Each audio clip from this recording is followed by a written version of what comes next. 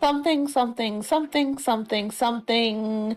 Pokemon Unite still makes us wait too long. Something, something, something. Yeah, I think I caught it that time.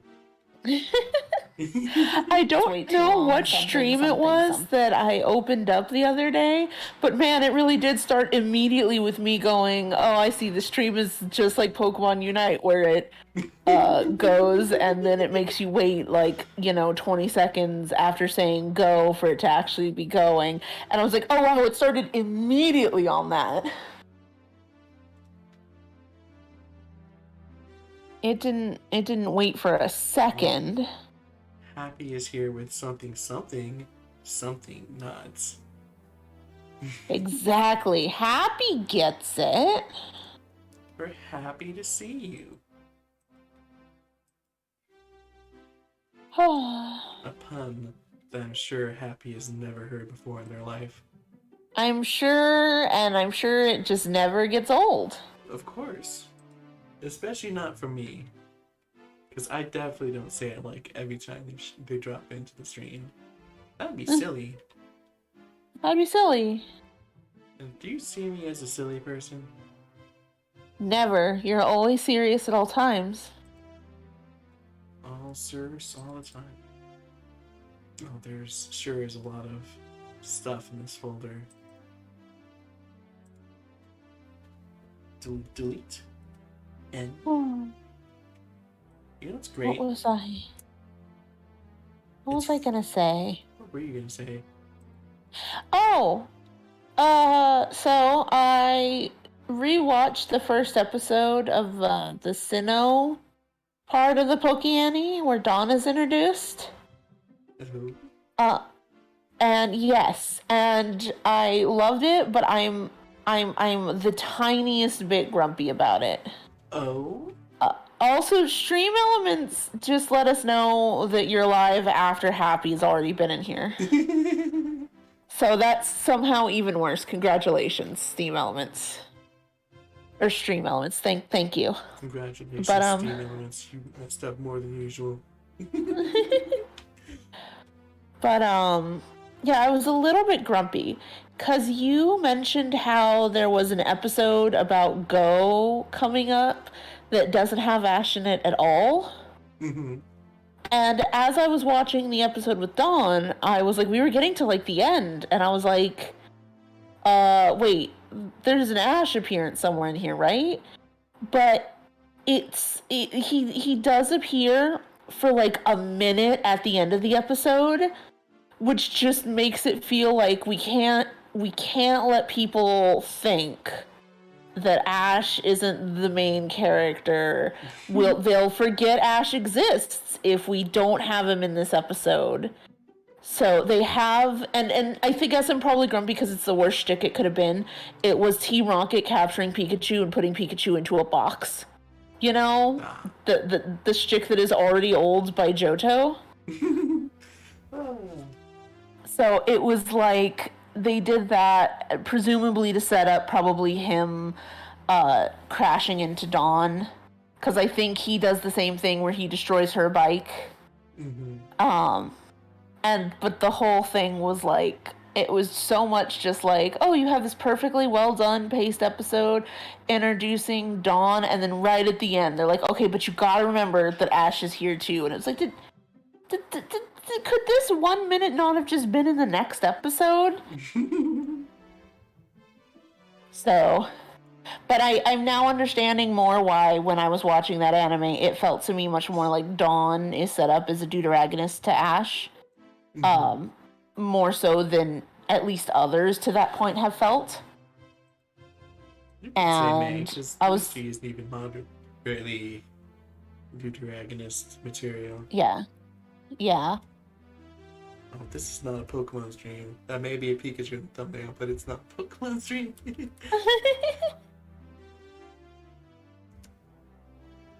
So, but yeah, that's my weird analysis with Pokemon stuff where I was just weirdly grumpy because I'm like, that it just felt so weird and jarring that Ash shows up in a minute and for Pikachu to just get snatched and thrown in a box. Yeah, and it's just like that. Okay, that sure is all right. I can't wait for But Callus. huh? Can't wait for Callus. I miss it every day. We'll get there. We'll get to the day where Pikachu's just not constantly stuffed into a box. Also, welcome, Corvid. Welcome. Yeah, I did want to bring that up after you had mentioned how cool it is that Go gets just his own episode without Ash in it, and how far that works to make him feel like a proper deuteragonist. So, and I had just been watching the first episode of Sinnoh, honestly, because YouTube recommended it to me, and that was my favorite part of the anime for a long time, and I was like, oh, okay, let's do some memory lane. And I just noticed that comparison there. So, but it definitely felt like they weren't confident enough to just not have Ash in an episode at that point, you know?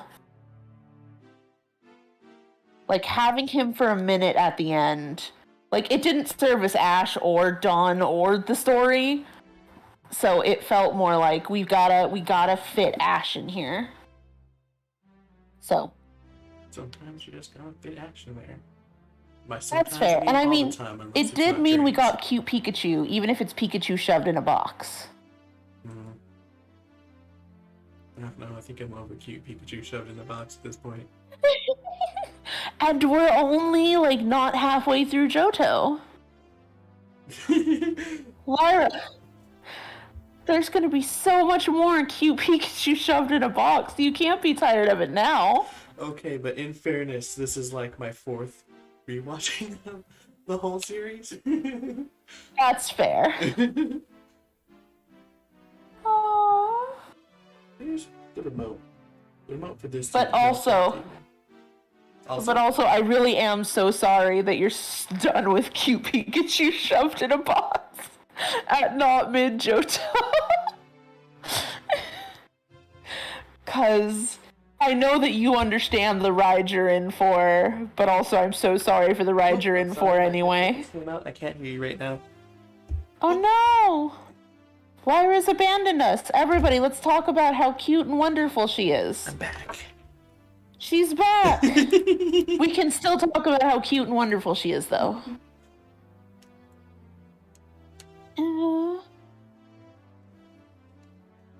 I used to be very grumpy about May in advance for where she kept spamming overheat in a contest. Was it in one of the contest battles? Hey, overheat still. Pretty, In her defense, contest battles aren't really about overpowering and winning, so just it doesn't need to hit as hard since its goal is not to hit as hard. Yeah.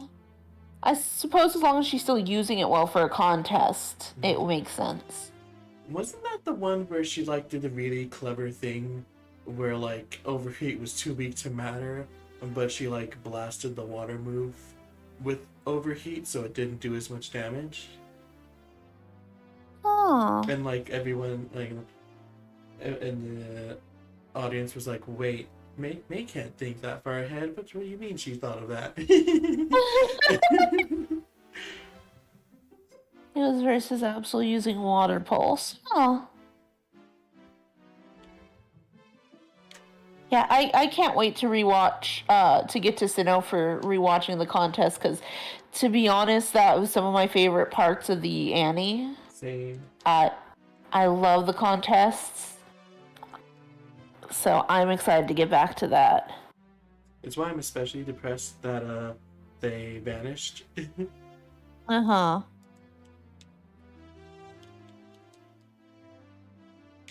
Yeah, one of my sad parts about Best Wishes was that there wasn't like a solid contest. And I knew because the games didn't really have one. They had, what was it, Poke Studio instead? Nope, they had the what's it called? I don't remember what it's called, but it's kind of similar to what the contests are in Brilliant Diamond Shining Pearl, where it's only the dance segment. Yeah. But it's also even less than Brilliant Diamond Shining Pearl. Yeah, Uh, but because you can in Brain Time Shining Pearl, you can still like it still has the puff and stuff. It has like it doesn't have like the ball capsules playing to it too.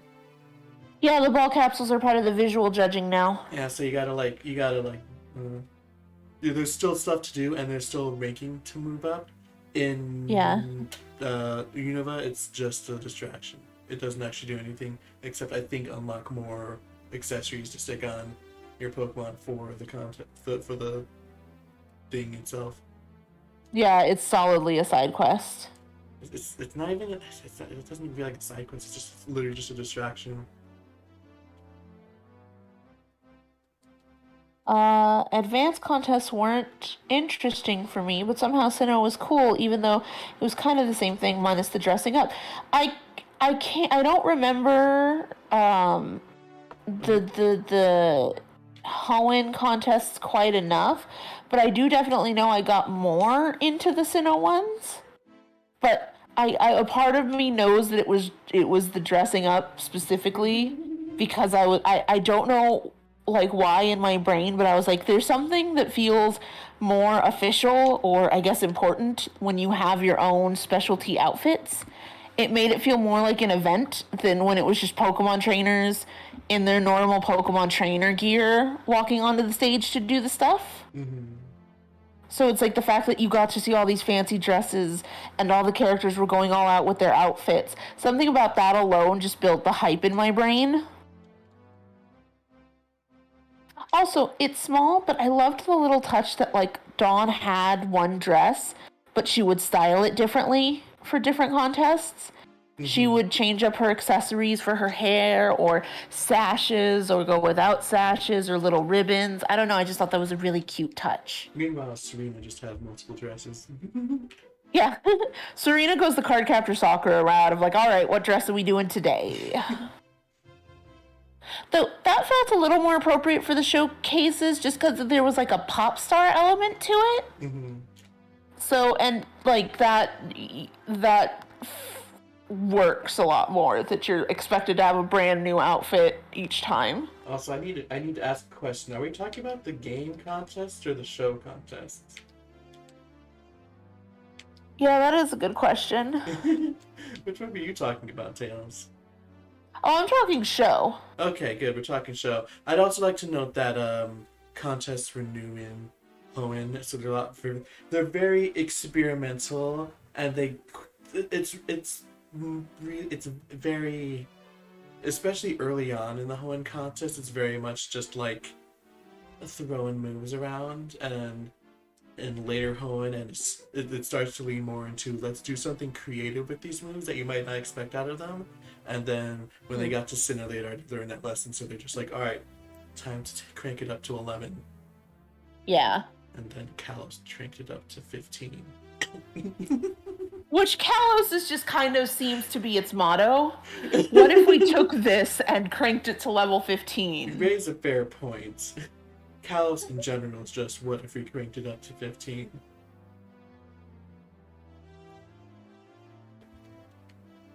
I still remember watching it when it was first coming out and seeing the first fight with like Ash versus Bunnelby or something like that, and just seeing everything and being like, is this normal for like one of the first trainer battles? Is this how this goes? And then by the time of the gym leader, I was like, how is this circuit this cool? What is happening?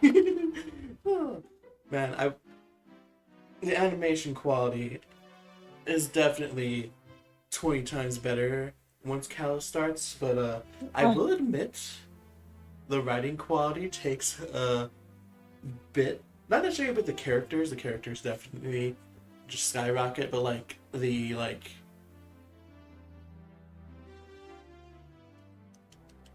how to say it, like some of like the plot ideas take a while to like really get away from where it was in Best Wishes. Partially because like the quality of the way stuff was written, sort of in terms of episode quality and all that, did start its upturn at the end of Best Wishes, not with X and Y specifically. Mm. So like if you look at like the start of Blessed Wishes and the start of Callus, it's definitely a big disconnect. But if you like watch it the whole way through, you can see it, the end of Best Wishes starting to like get better. Because Mm. there's stuff like I guess even Journeys does this, but there's stuff like Pikachu getting like one shot by the Vivian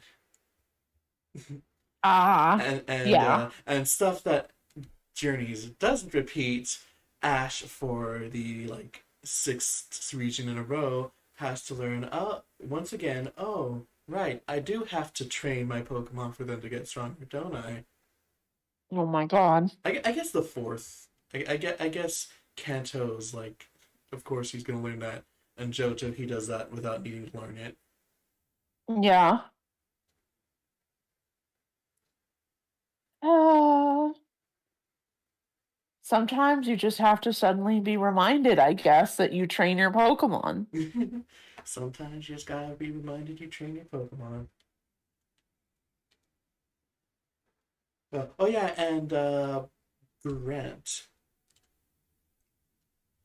Ash doesn't have as many Pokemon when he gets to Grant, so it doesn't hit as hard or it isn't as bad when it does it, but it actually he does the same exact thing that Roxy does. Where Oh? it's like, I'll use a limited team. The gym leader says, I'll use a limited team, and you use your whole team, and Ash needs his whole team to beat them. Uh, E. Yeah. Yeah, Ash only has three Pokemon, so it's only 2 versus 3, whereas the Roxy fight was 3 versus 6. Ooh. And on top of that, Fletchling kind of gets, it's a rock gym, so it goes about as you'd expect. So for the most part, it really is just 2 versus 2.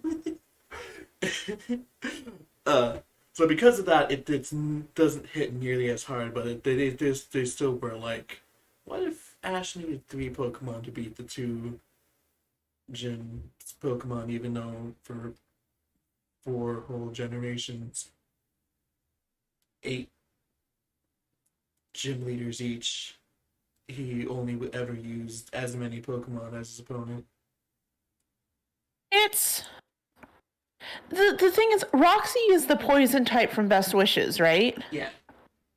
Okay, so it's still crazy to me that it was 6 versus like 2. Mm-hmm. However, at least for Roxy, I kind of get, because wasn't there a big discrepancy for what she is in the anime versus what she is in the Oh yeah, games? she's like undefeated in the anime. She like bodies her opponents with one Pokemon. Yeah, yeah, there's that, and it's like the fact that she had to come later, where isn't she like the second or third gym leader in Yeah, Black 2? she's the second gym leader in Black 2, but she's Ash's final gym leader. Yeah, so at least again, still ridiculous that it's 6, but if they had made it like 2 versus 3 or 4, at least they could get it where it's kind of like trying to hype up and really show the difference between the anime version and what she is in the games. And also make it big hype for final gym battle, because at that point she's got to stand. You got to, it's got to be bigger. But yeah, 6 is still. Mm-hmm. Yeah, Mm. and the one thing I will. Well, first off, it was 6 versus 3, not 2, so it wasn't like actually triple. The team just Okay.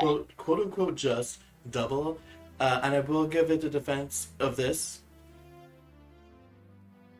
It has a similar thing to Fletchling getting bodied.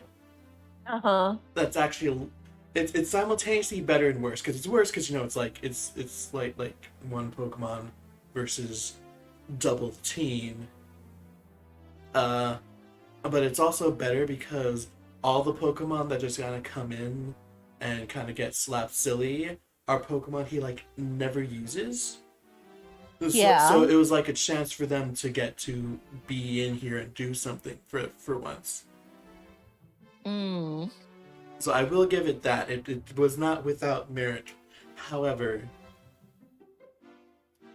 there was a Yeah. tournament a few episodes later where the winner gets to fight Alder. Wouldn't that be a good time to have done that instead? Yeah. It's one of those ones where it's like, I can see your reasoning. I don't think it was the best reasoning, but at least I see why. Mm-hmm. Also, Zero noted that the music stops, which I know I started it, which makes me realize, hey, look, it's been 15 minutes. Hey, it's been 15 minutes. That's the wrong scene. I was like, why is it black? I checked this. So, side note, Corbin notes X and Y anime battles are cool, but have you ever seen Leafeon grow wings in a contest battle? And I cannot lie that was very cool. Also, hello everyone. I hope you're ready for some more Mario 64. Remember how I suffered for like an hour last time? What if I went into these really hard stages out my face, but not having played in 2 weeks? On the bright side, I believe the worst of it is done. I believe that one I spent forever on is the hardest one. Uh-huh. But there's still some pretty nasty stuff. Let's start off with nasty stuff. Relearning by fire. The name of this stream is Clocking Out, so what do you say we start with the clock? That seems fair.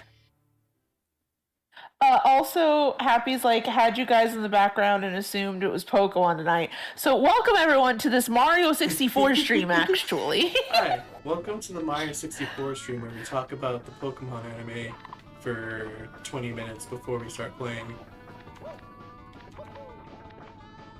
Now, we say this is the joke, but I think that we end up, and in the future we'll end up, quite often talking about the Pokemon anime before we move on to what's actually like on the play, like on the schedule for the day. I kept wanting to say menu, and it's like, we're not eating Mario.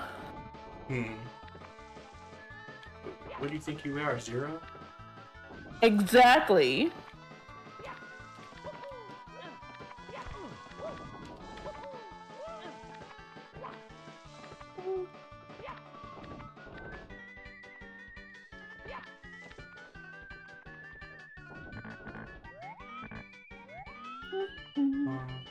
This is where I want to be. I think this is where I want to be. Also, that segment with those blocks that roll, the number one thing I think of with them now is that time where you're like, I've got this many lives, I can take a risk. Immediately jump over them and we're like, well, I think that's it for risks for today.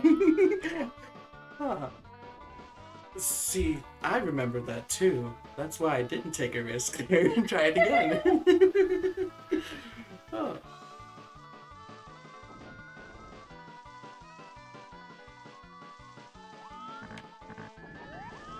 Sure would be nice if I could look behind me. That would be fantastic. Zero's grabbing food. It sure would be nice if the enemy wasn't holding you hostage with the camera. Oh, don't like Zappy Boy. Don't like Zappy Boy. Love it. Love to see it. That was the easiest star there yet, and probably the easiest one we'll ever get. Hell yeah. Did everyone see that? Because that's the easy point of this stream right there. We will not be getting there again. It's all uphill from here. I think this is... Oh, okay. I think this is the...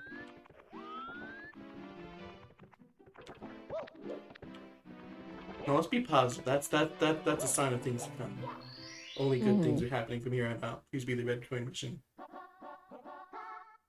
For a fun fact, I can't remember what it's called, but did you know "it's all downhill from here" is one of those phrases that can be used both as a positive and as a negative? Oh yeah, absolutely. So I didn't know that for the longest time.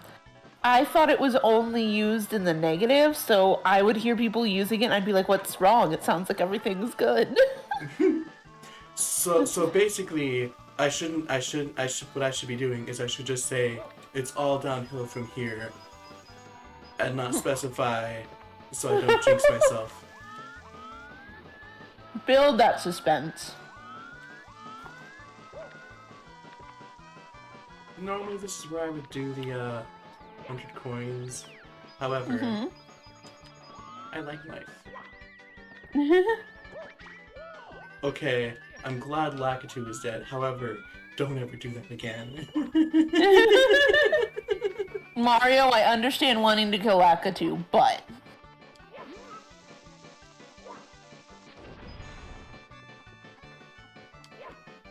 How many coins Yeah. can I get in this area? We're already at 32, and there's a blue switch right here. Huh.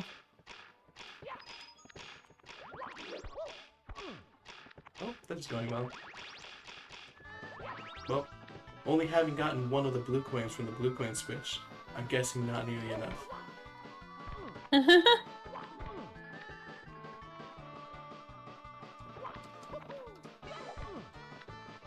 I guess I'll have to do this the normal way. Sir? I cannot believe the game is making you do it the normal way and then being rude. Well, I did a wall kick. Gotta use the lingo. It's a wall jump. You do wall kicks around here. Mario? How we doing, Mario? Woo! Great. Alright, Mario, I need you to make this jump. Woo, you did it. Good job. I'm proud of you. Mario, sir, please. Don't burn my butt! No! How's it going, Tails? Always being a few seconds behind you is entertaining as always. So, I saw someone bring it up, but what exactly are those, like, blackish balls that attack you and produce fire supposed to be? I have no clue. Also, a while ago, Corbett asked if, Corbett said Zero in my and Zero's in the chat and has not seen the Sinnoh anime. This is Tails with me right now. Hello. Oh no, I've been burned. And ask if if Ash should have fought, Cynthia or an Elite Four member rather than. Tobias with his action replay team. I like that. I like action replay team Tobias.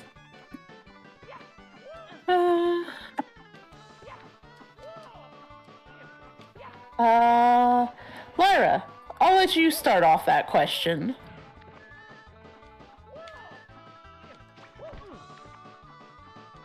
Oh no. Oh, that thing is still trying to set fire. Oh, it sure is. Like, it's just, you're not even down there, and it's just going. It says, luck favors the prepared, and keeps firing out at you. Fortune favors the pragmatic. Nice. Blair, didn't you mention something? Was it Sinnoh, where they were very much, bragging up the idea of there being you win the league and fight the Elite Four? Yeah. So. And because of that, I do not think Ash should have fought an Elite Four member. Should Tobias have been built up? Like, the fact that Tobias has legendaries isn't a problem at all. No one bats an eye at Brandon having the Reggies because he's the strongest frontier brain. For the battle frontier. And on top of that, he's just out exploring ruins where you would naturally find the Reggies. Mm-hmm. So it's not the fact that Tobias has Darkrai and Latios that's the problem in and of itself. It's that we don't know how he got them or why he has them. So I think rather than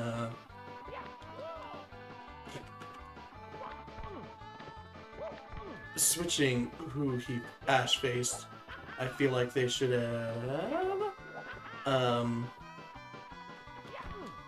built up Tobias, especially if they were going to say use him later, which is something Tails thought of.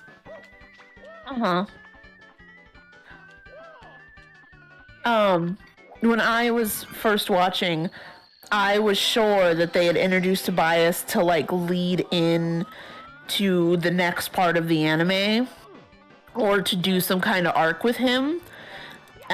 Because I mean, I was like, you're not gonna introduce this guy who has all these legendaries and then not expand on it, right? So the fact that he wasn't built up beforehand means he must be utilized later, right? Insert Anakin meme. Right? So I was even down for them not having explained Tobias beforehand, but using him to kind of lead to the next like arc. Although which in that case, they probably didn't happen.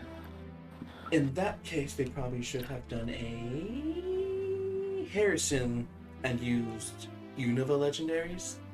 Did we see any Unova legendaries? I don't think we did. I think the only Unova Pokemon that got shown early was Zoroark. Yeah.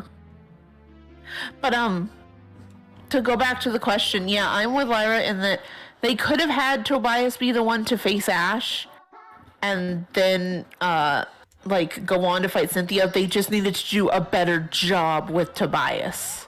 Mm-hmm. He needed to not be someone who, like, what he is he came in to beat Ash. That's all he is in the anime. They needed a way to beat Ash, and they came up with a person who has a bunch of legendaries, and he needed to not be that.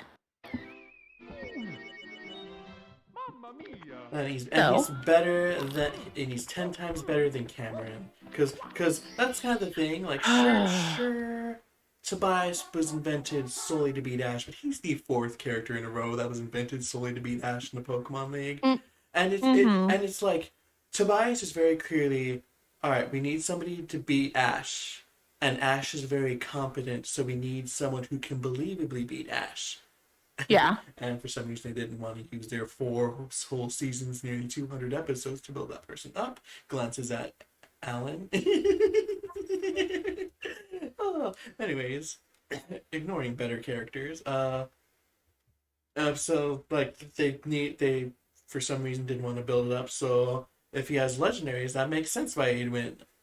Cameron, they did the exact opposite. They said, we can do whatever we want with this character, and people will believe Ash will lose to him, and they were dead wrong, and y'all hated it. And they sure did say, hey, people won't mind if Ash loses to a character who thinks a full battle is only 5 Pokemon, so if he's battling at a disadvantage with one of those Pokemon, and he twice uses Pokemon quad weak to what Ash is using, not because of any strategy, just because he's dumb, and it doesn't lead anywhere. They legit, one of them dies in 30 seconds. One of them faints in 30 seconds, the other faints in 1 minute in a 30-minute battle.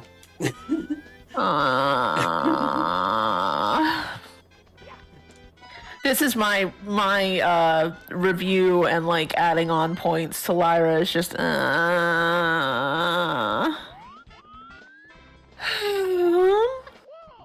Oh yeah, Richie is better than Cameron, and Richie is not that great as a rival to Ash, but God, at least Richie, it doesn't come off as a joke. See, that's the problem with Cameron. It was a joke. Like, they literally prioritized Cameron's gags over taking the Pokemon League seriously. Mm-hmm. I'm gonna regret this. Hmm. Oh, no! So? How you feeling, Tails? Better than you? Probably not. Because I wasn't as bad as you made it sound with the. This is probably a bad idea. Oh, no. I can confirm. I assumed you had died.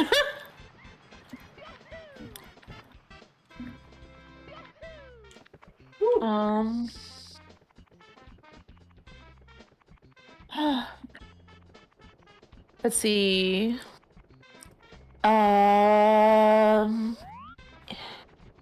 let's see. Richie's even better. You know what I'm more upset about? Cameron. Hydreigon, he had one. Ooh. Very well. Fair enough. It's always I sucks don't when you're a Pokemon you love is with a character you don't.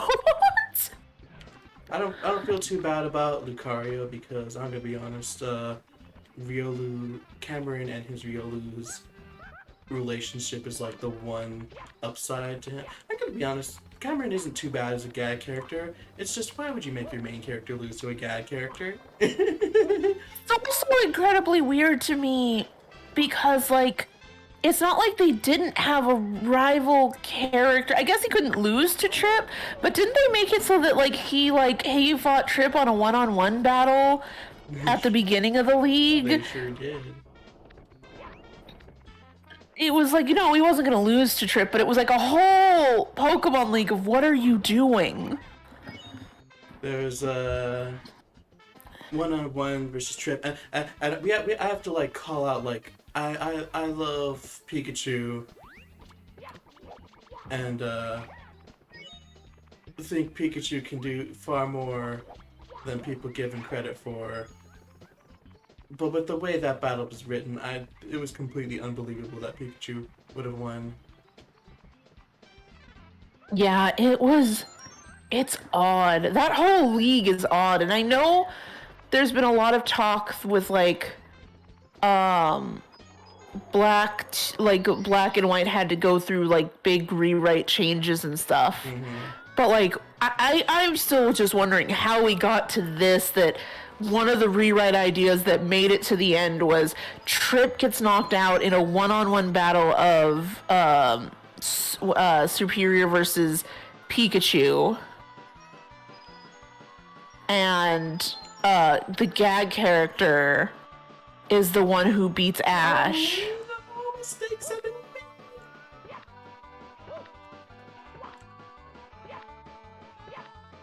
I like the little skull. Please work. Please work. Please work. Please work. No. So fun fact, you can't jump when you're on your belly. You can't. Dude. No. The fact that you came so close with butt scooting your way backwards up it. Like, if it had just killed you to start with, that would have been less painful, I think. But, Dang it. Game, I don't... It's very kind of you to plop me back in here, but... Actually, I probably should have just kept that. That probably would have been better. There was an Axie-focused episode in the middle of the league, and everyone hates it. It's just weird. This whole league, it just feels like they got there, and then they really just did not care about the league quite as much. It's probably because there was a whole season left where they were like, oh, we want to do this Meloetta arc with the wait, what's the Meloetta arc? Before the league or after? I thought it was before. I think it's before, but they were like, oh, we finally have an idea for what we're gonna do for the Plasma arc, and it's gonna be after the league. After the league.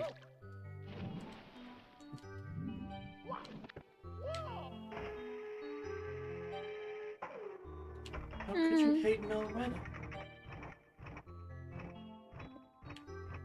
Meloetta was great. And for nothing else, because, please, dang it.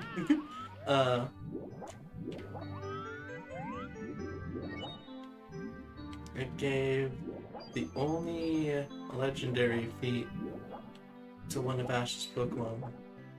One of only two in the whole...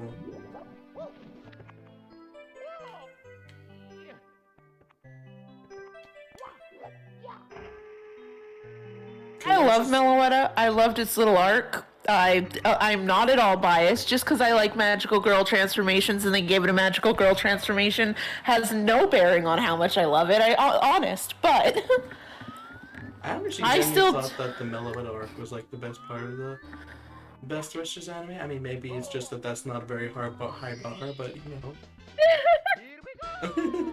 It's like, you're right, but I liked it. I remember liking it a ton. My biggest thing is, like, even if because I can't quite remember if that was before or after League for sure, but even if it was, it still just feels weird to want to rush through your League in such a way that you would. It's like that you're so excited to get to any of these arcs that you're just like, yeah, we can just gloss through the Pokemon League. It feels very strange. And it's the other shame to me too is, like, I guess maybe they could have even still utilized Trip if they made Trip even less than he was, like, Paul Light. Because I know Trip had bits of, like, development, or it was at least less terrible than Paul, but he still felt very Paul Light to me by the end. Yeah. So if you maybe had maybe had something with Trip where Trip grew to be a more respectable rival and beat Ash or something. He definitely should have been like Sawyer from XY, where he like catches up to Ash, not like Paul, where he beats him down at every turn. Yeah, absolutely. But it's like there's like so many. Because that's like the main problem. It's like this kid who just got his Pokemon yesterday is beating him, and I'm like, I was gonna say I give them the Snivy battle, but I don't think I do. It's not bad for the reason people say, but it's still bad. I'm trying to remember. Was Pikachu still not feeling well with the Snivy battle? Yes, that was like when they found out he wasn't feeling well. Like that's why Pikachu lost, because he like couldn't use his electric moves and he wasn't feeling well and all that. Yeah.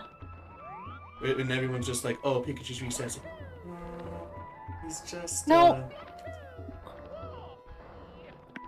Yeah. He's just like not at 100% right now. However, the second battle, sir, could you not do that?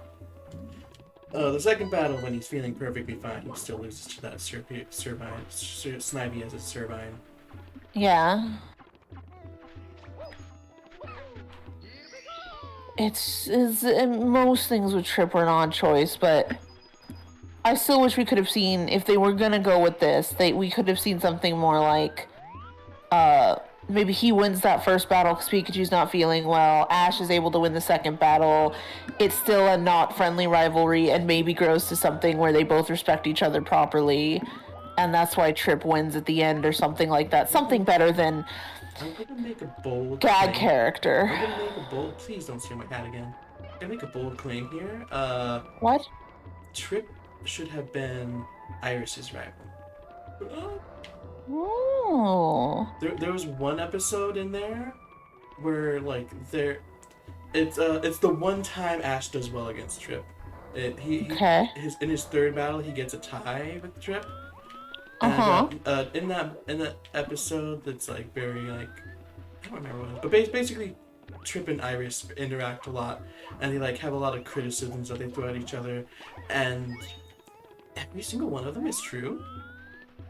Everything Trip says about Iris is like, yeah, that's like a genuine thing that you genuinely have a problem with. And Iris throws a bunch of things at Trip. Like, you're right, those are all genuine issues that Trip has. Hold on, this is the more equal, genuinely interesting rivalry than with Ash, and they like barely interact. I like that. That could have definitely been a lot more fun. Yeah, George was Iris's actual rival, which is probably one of the more effective rivals in Best Wishes, to be honest. Who was? Georgia. The Trying to remember. What was that? The Dragon Slayer name? Oh, okay, yeah, alright. Right. With that was the one with like the pinkish hair, I wanna say? I think so. And like she had like a hat. I remember her vaguely. Yeah. Did you ever notice the weirdest thing about Trip? Not that I would remember. What's up? You know how he, other than that one time, he beats Ash at basically every turn? Yeah. He loses to basically everyone else he fights. I'm sorry? He loses to people that Ash beats. He loses to Bianca. He loses to Silent. He loses to I think he loses to what's his face, the one that basically becomes Ash's main rival because they don't. Stefan, I forget.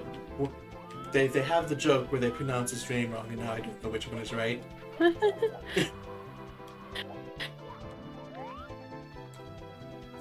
there cannons on this map? Why would you have him lose to every character that Ash has beat? What writing choice is that? It's so weird because just like every turn, it's like, yeah, I think Stefan beat him too. I'm not sure. It may have just been that like it may have been like Silent beat Trip and then Stefan beat Silent. That may have been what happened. But it was definitely just like, yeah, this guy is stronger than him too. It's like, why is everybody that Ash beats stronger than Trip? But Trip slaps Ash silly. Like it's not even like mild. Like, especially at Superior. Like, well, here we go.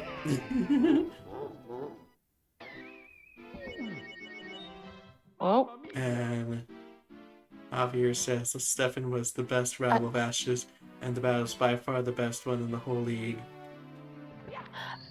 Also, real quick, something that's just hit me. I just want to give a shout out to the fact that they had like a character called the Dragon Slayer, the generation right before fairies came into existence, and you would have been really much better to have a character that's whole thing is beating up dragons. Just saying, like perfect timing on everyone's parts. In their defense, that definitely was a coincidence. Oh, well, I know, but it's just like you gotta love when fate works. Oh.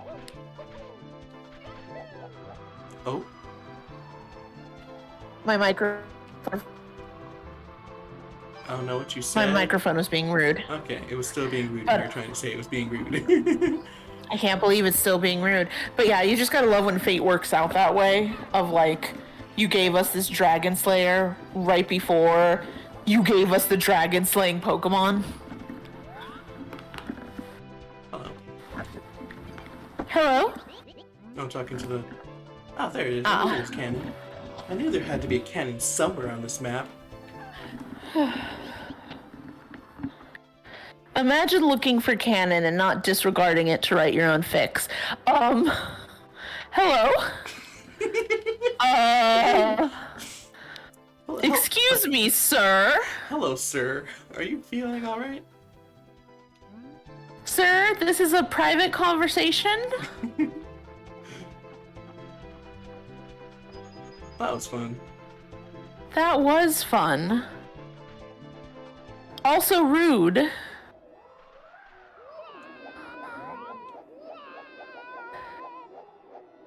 Well, that didn't work as well as it did last time. Don't fall in.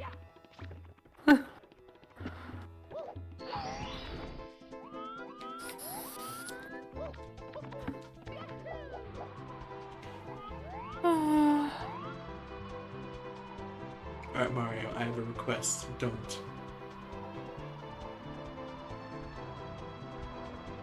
What's the last all the way in there? Looks like a... Oh.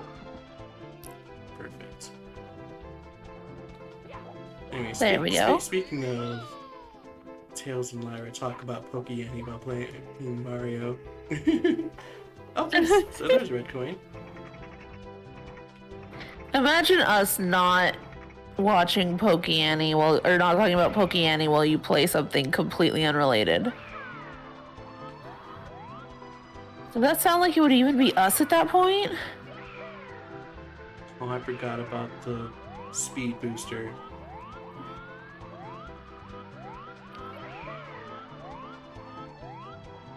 You forgot about your favorite part.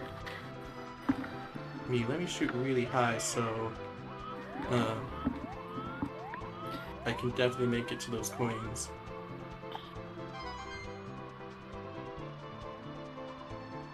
I say it before realizing how terrible the flight thing is when you're really high above the things you need to get. Yeah? Oh, I think I remember.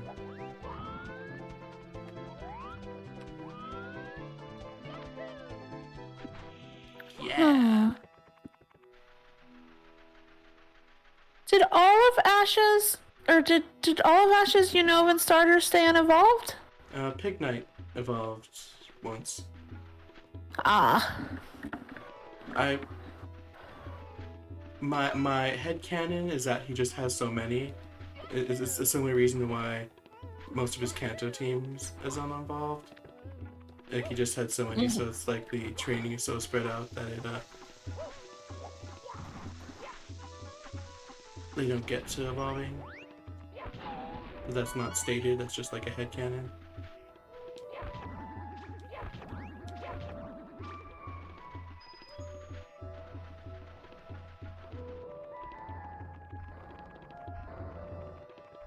It's a good day to die! That's a lie, it's a bad day to die. I just got all the 8 points.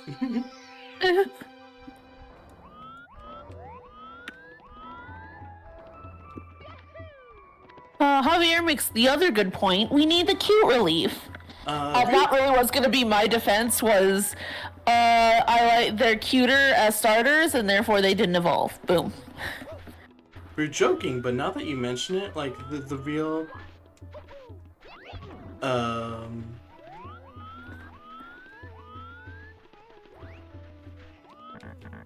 quality of, like, the part of, Unova that's done well is actually how the Pokemon are written.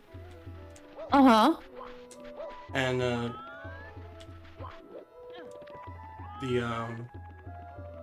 Pokemon have a very strong tendency to lose a lot of their personality when they evolve. So, that they probably didn't do it because of how the Pokemon were written was like the one saving grace of Unova, and they'd probably, like, lose it. Yeah.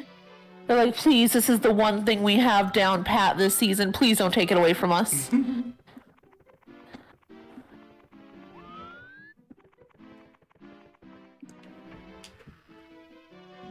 That's enough fun for one day. What do you say we go back upstairs for some more depression? Do you have to phrase it like that? No, but I like to be realistic. Fair.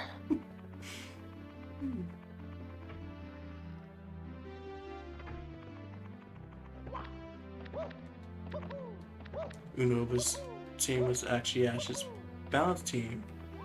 It was balanced team-wise, which I would also. Oh, there's also this one. I can do that after I visit some depression.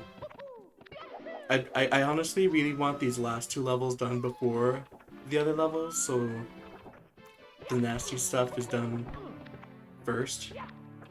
I'm not sure if I'm doing that right. Why is there a clip, Tails? Stop on the swamp. No reason.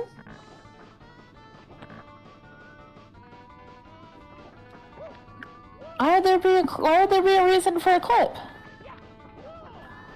Ah, okay.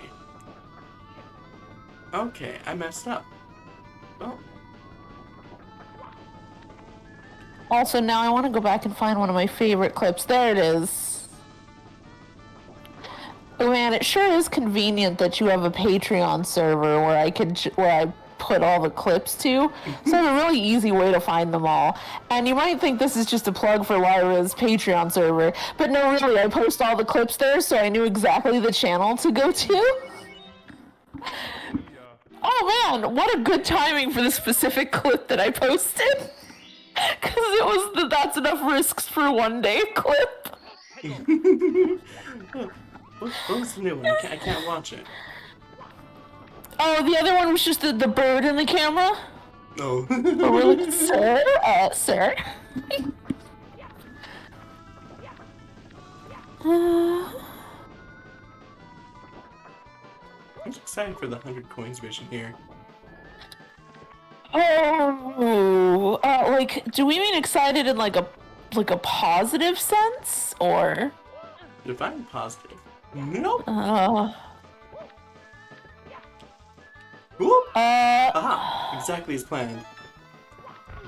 No, yes. Perfect. Just what I wanted to do. I see. That's good.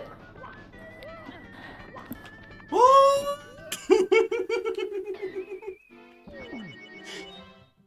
Was that also just what you wanted to do? So who wants to talk about the Pokemon anime more? I know though, just, I don't know if everyone caught that, but at the end, when you were following, Mario just gave up and, like, did the sliding on the belly animation down, and just accepted his fate. Oh, that's because I pressed that the was... button. But I just love that he's just like, well, may as well yell "wee" as I fall to my death.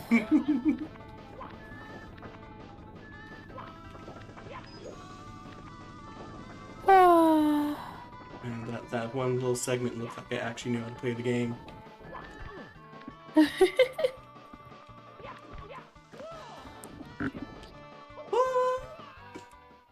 So remember that clip you just sent?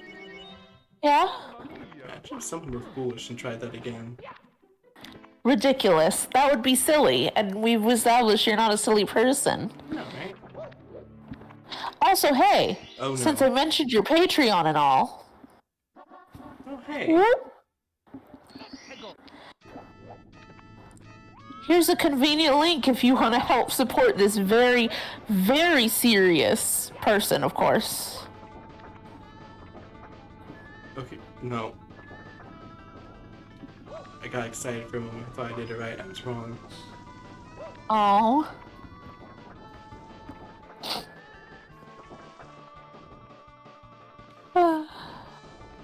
Shameless plug.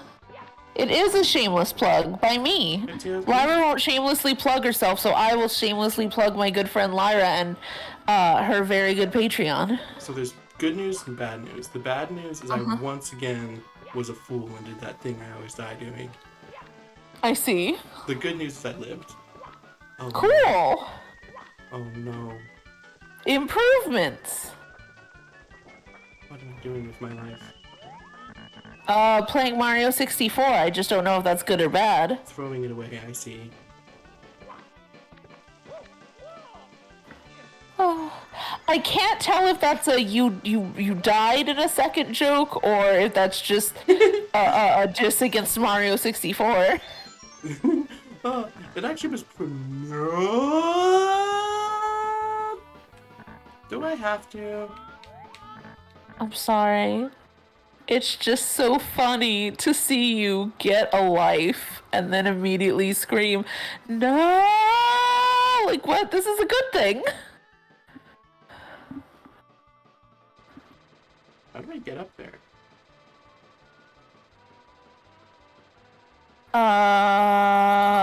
Probably through suffering of some sort. I'm gonna leave you to your business. Ooh, I found it. Happy. It's so funny to see you get a life. That is out of context. Tails, what's your favorite battle in Unova and least favorite Sinnoh or any region? Favorite battle in Unova? Unova has Gosh. the favorite?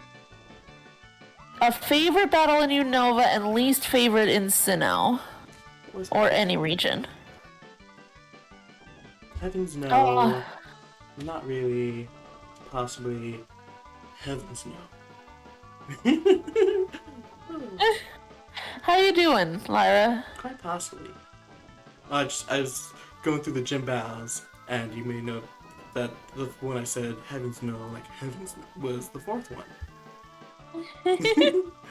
So anyways, everyone loves the Elsa fight. Alyssa, however you pronounce your name. Uh-huh. I'm trying to think. I didn't watch a ton. Because Unova was actually where the very first time I fell off the Pokemon anime for any period of time, and I fell off closer to the end.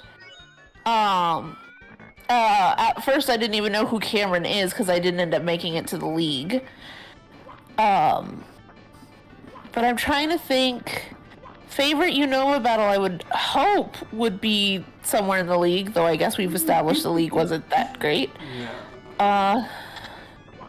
I remember there was a battle, I think, with Ash and Iris that I really enjoyed. That's a valid one. Yeah. Like, I remember seeing that one and really liking it. I don't remember much of the details, I just remember thinking, oh wow, I really like them battling like this. Pikachu versus Excadrill. Um, I thought that Kalos could find a way for Pikachu to win, but I don't blame Unova for making Pikachu lose because I don't think they would have known how to pull it off. Yeah. And for least favorite of any region, it's kind of tied. The Kanto Pokemon League loss to Richie makes me upset. Like, because of how dirty Ash is done. That, like, there's nothing... Like, you couldn't explain to anybody that, you were kidnapped and your Pokemon are all harmed and exhausted at that point. And so it was just felt so unfair to Ash. Mm-hmm. And this might not stick out to most, because I don't even think the anime sat on it this long, but there was a contest battle with May that I really hated, where the whole point is for her to learn a lesson about not pushing her Pokemon too far, and she keeps pushing her Bulbasaur to the point that, like, one of the judges has to say, stop. Your Bulbasaur is clearly, like, not okay to battle anymore. Like, you've lost, now stop it. And I remember that just being uncomfortable to watch. And I remember thinking it felt very late for May to be learning this lesson. Yeah, because her Bulbasaur comes in, like, season 2 at the earliest. Yeah, so it was like, this would have worked when you were still really playing the May as brand new to all things Pokemon. Cause, I could see that, but it was like, I remember being like, she has been with Pokemon way too long for her to think this is okay. And it's just like her yelling and berating, and I think the line in English is something like, you're not done battling, like, to her Bulbasaur until I'm done battling. And it's just uncomfy and not fun, and the lesson isn't done well, and bleh. And I know that's, like, might be a weird random one to point out, but, like, at least in battles that leave me disappointed, usually I have some fun watching them. But that was not fun. Yeah, valid. I think this is the wrong star, but it's a star, so you know what? I'll take it. And the fact, I walked in at the wrong time. If you walk in when there was pointing at the 6, the things like move randomly. Sometimes they move fast, sometimes they move slow, and it's like really sporadic. And it's basically the stage on hard mode. So the fact that I was able to get any star while it was like that, I'll take it. Yeah, yeah, it is an achievement.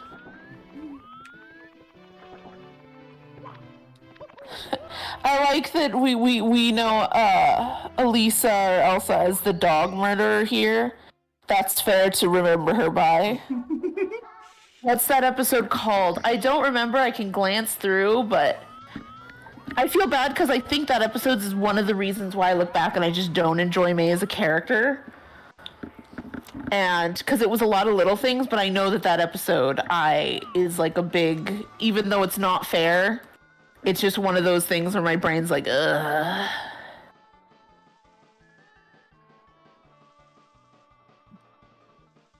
So are you going back to suffering, Lyra, or are you going to take a break from that stage? I'll definitely take, Oh. long story short, pkmnMasterWheeler. Take a break from the stage, but more suffering.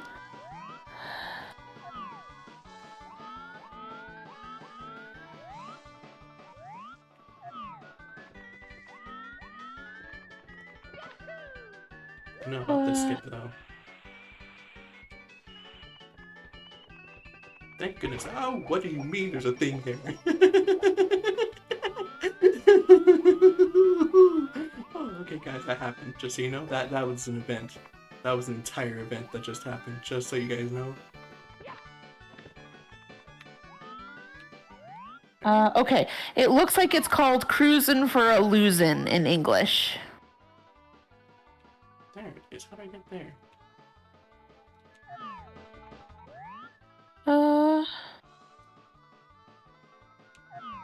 Looks like I go this way somewhere. Oh, Mario sure can turn his head more than I would expect.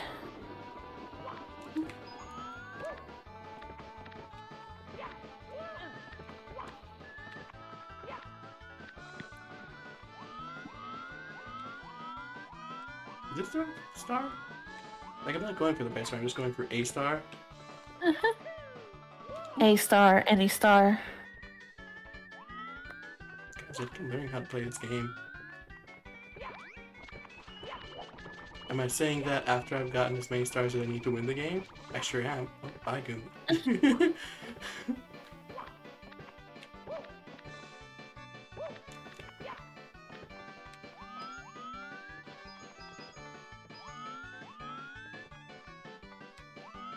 Oh, these are swings. Maybe this is the right star.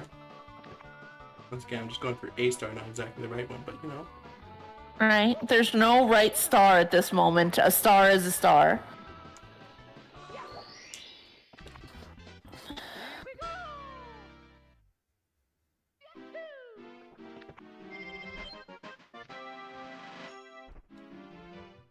Nope, swinging debris. That was the right star, neato. It was more right than anticipated.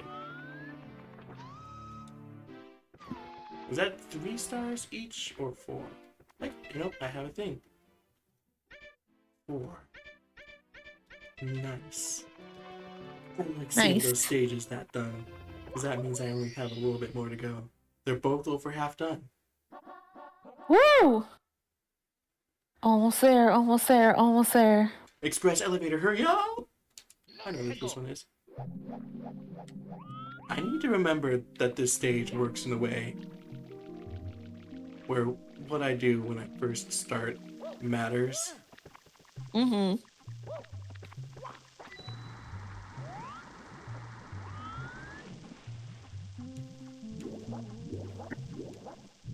Because boy howdy, this sure is a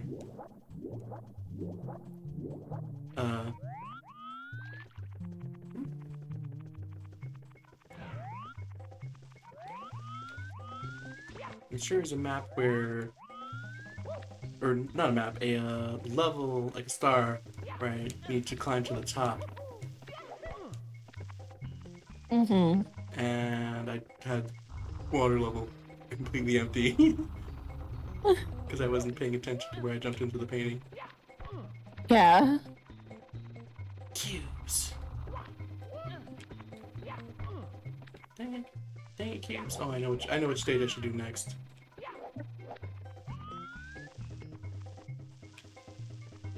Wait a minute. Just right here.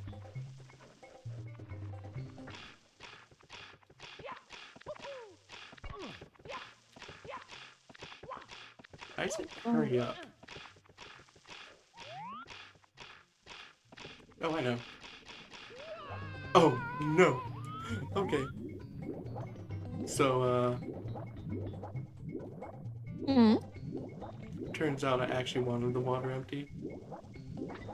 I see. Or at the very least, to break this block before I did all that. Whew. This is a nice stage. I like it.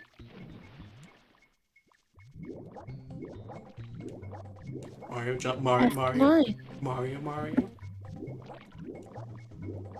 Let's see. It was Nurse Joy who calls me out, okay? Let's see. That makes sense. That would be Nurse Joy to call her out. Tails. What was that, Lyra? It makes sense that would be Nurse Joy to call her out. Yeah, on battling a Pokemon too hard. Please don't. Why? Oh. I almost appreciate him, like, waiting for the second until you stood up to re-toss you again. So, like, it almost gives Mario hope he could get off before flinging him. Let's see, May is a lover-hater character. That was the wrong way to do that. It worked still.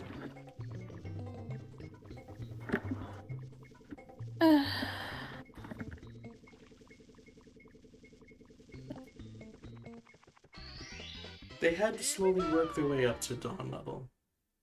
Yeah.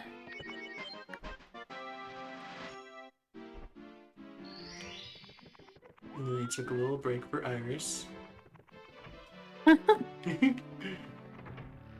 My favorite thing with the fandom division between May and Dawn is you get people who are like, May was the prototype for Dawn, you know.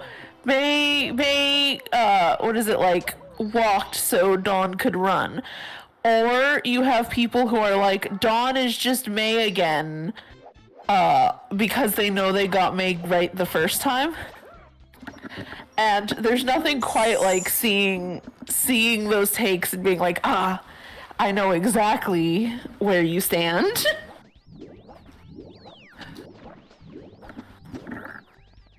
Dawn is just May again is an interesting take. Oh yeah. That is one I've seen quite a few times for if you like May better than Dawn.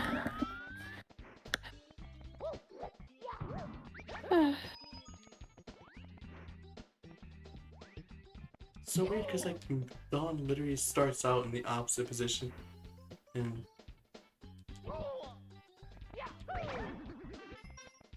yeah. I remember one of the big things that endeared me to Dawn that I specifically did not like with May was also just the fact that Dawn started out liking Pokemon and also knowing what she wanted to do. And having like that clear goal in mind. it's good but quick. She's also, upon having rewatched the first episode with her in it, there is like, Dawn is already really clever around Pokemon moves and such, which I found really interesting. Because I remembered that her first episode had to do with her helping Piplup deal with an Ariados, but like the fact that she gets all these trapped Pokemon out by dealing with Ariados herself. Oof. This is a death trap. Sir? Mr. Koopa friend? Where art thou?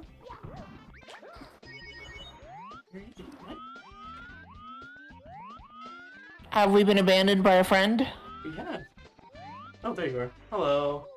I'm glad I ran backwards through the course, because that is not a simple course. Hello.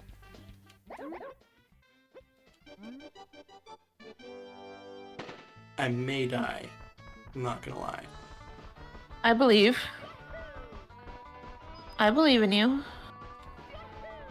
Did I paste this? I don't think I pasted this. Nope, never mind. That's simpler than I thought it was.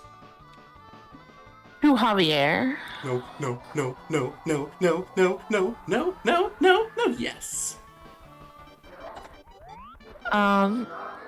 Let's see. Uh, let's see. Javier asks Lyra Tales, who's your favorite Pokemon girl protagonist? Oh, That's a good that's question. unfair. Does Koharu count for that? Or is Koharu? Because if Koharu doesn't count, it's fine. It's Dawn. I If say Koharu does count, then oh no. I say Lily. Also earlier, we were asked what our favorite Unova battle is, and I say Clay. I stand by that the Clay battle is like a really standout one, and like it could fit in. You could trade the Clay battle for like one of the first two Kalos battles, and it would actually be an improvement. Dang. What was your least favorite battle of all time? That's fair. That's absolutely fair. Also, shout out to No Way, you beat me again, and I just spent my entire savings on these new Koopa Mach 1 sprinting shoes. You spent your entire savings on what now, sir? Pardon? Now I guess I have to hand over my last possession besides the shoes, this star. Congratulations, Mario. That's not what he actually said, but... Also, what's this new clip? You keep clipping stuff. And it gives me fear. I did the one where you're like, I want everyone to know that's a whole event because Javier requested I clip. But I also got the part right before it where I was like, hey, so are you taking a break? Are you choosing more pain or are you taking a break from the stage? And you're like, yes.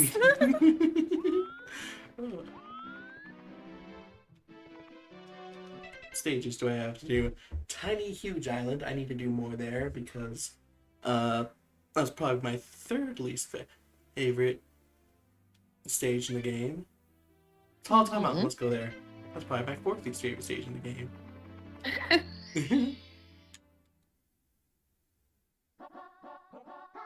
All right. I'm gonna try to do the 100 coins here. Let's do. What are we doing? Actually, not that. Not. Okay. Here we go again. Anyways, so now that I'm here again, I actually don't think I dislike the stage. Like, as a kid, it was, like, impossible, but... Now that I'm better, ignore me dropping down the second pit for, like, the third time today, just today.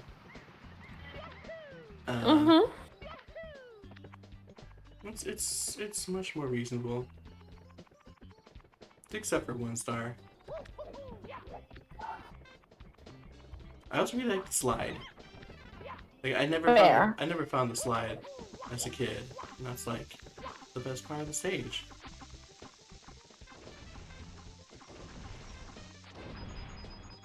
I'm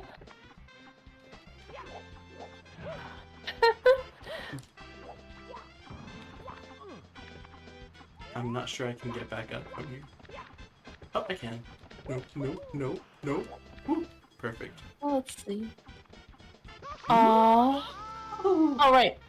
Since Koharu's arc isn't finished, I guess I'm gonna say for best girl that I like, it's Dawn. But it's probably gonna be Koharu by the end of the Journeys anime. And also I should note that I haven't seen Alola. So no Lily, Mallow, or Lana. Yeah. So.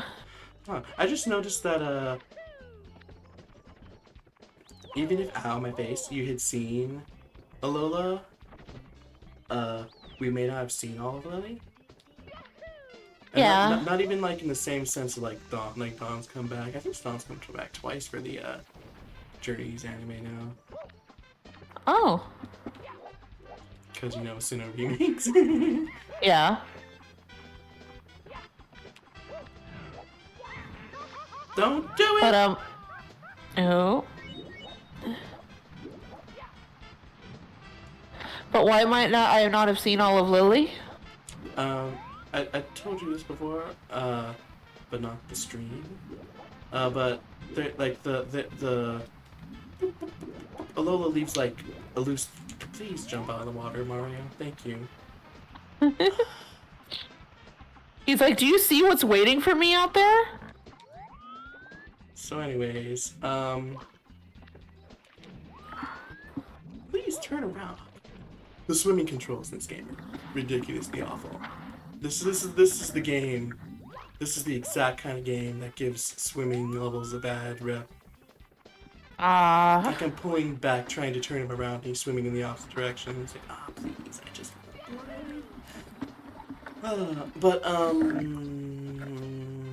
Lily has like some loose threads that are not tied. They're not tied up at the end of Alola, and she goes off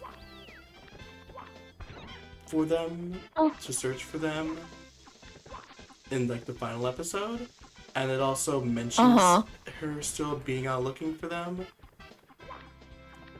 Okay. Oh no! I can recover from this, it's fine. Why'd I do that? I know I can't jump on my belly. You know what? I'm making a mistake. Why am I going up the hard way?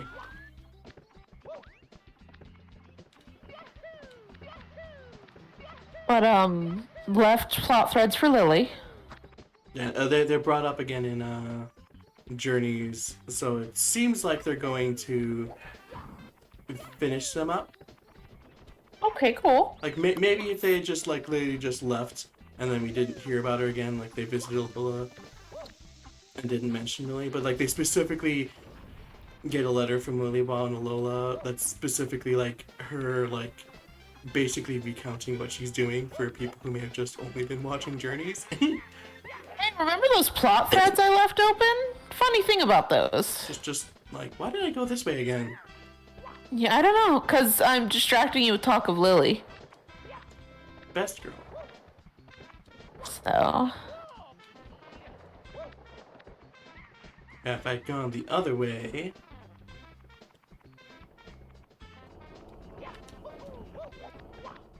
I would have popped up, I believe, around here. So I skipped all that stuff that I keep failing to do. Also, side note, Serena also ranked pretty high for me. I just ended up feeling like they blew a lot of time on her character between her just having no idea what she wanted to do for... How many episodes did you say, Lyra? It was like 30 or 40. Yeah, and then it took to 60 episodes for it to actually start going. And then the other main part of her character besides that was romance with Ash, which I kind of knew from the beginning wasn't really going to go anywhere because at the end of the season she was going to leave.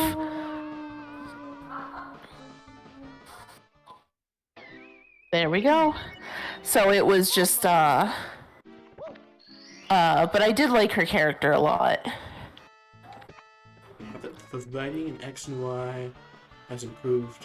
The writing on the characters specifically has improved enough that despite all the wasted time, she still comes out as one of the best characters. Yeah. Also, I like this where it's please, Javier's like asking Lyra, who spent God knows how many hours researching Pokeannie, what's her least favorite battle.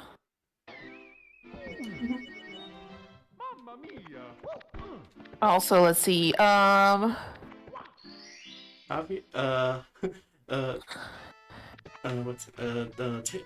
hasn't actually gotten to the part where her car has an EV yet. Yeah, I just recently learned that outside of it, but yeah, I didn't even know she got an EV. Which of course makes her better, but I've been liking the slow burn on her character as she's learning more about Pokemon in the world. Please, why does it just refuse to go that way? Also, May got an Eevee, and that didn't help me with her. She even got it to a Glaceon, which I feel like is criminally underrepresented, and made it look awesome, and that still doesn't give her points. Didn't you say that May getting an Eevee specifically hurt her with you because she got Eevee at the end? So you got Eevee for like 10, 20 episodes. Yeah, I was so upset as a kid because I'd always wanted one of the main cast of an Eevee because it's been my favorite since the early days. And when she got it, I was like, cool, she's gonna get it for 10 minutes before she leaves. And we did like barely get the Eevee before she was gone. But let's see. But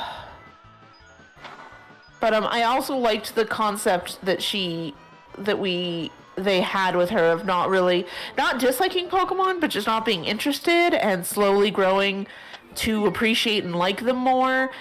Did you just go through the wood? I sure did. Like, you didn't even bonk. But I'm liking that slow burn. I'm liking her character developing. I like because it's originally I didn't like.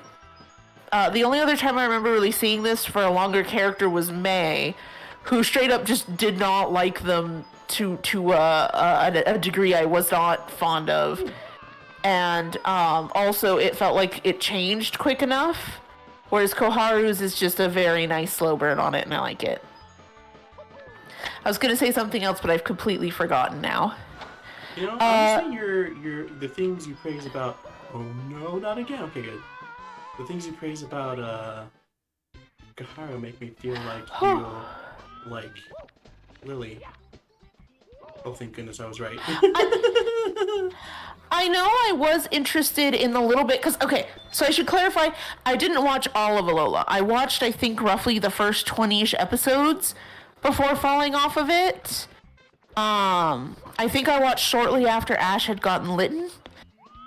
And, so I saw little bits of the setup for Lily, and I was interested in where it was going, just not enough to keep watching the anime when I had decided that the Alola one wasn't for me, which I've been told by Lyra that I stopped watching like right when exactly the kind of stuff I wanted to see was about to start. So perfect timing on my end.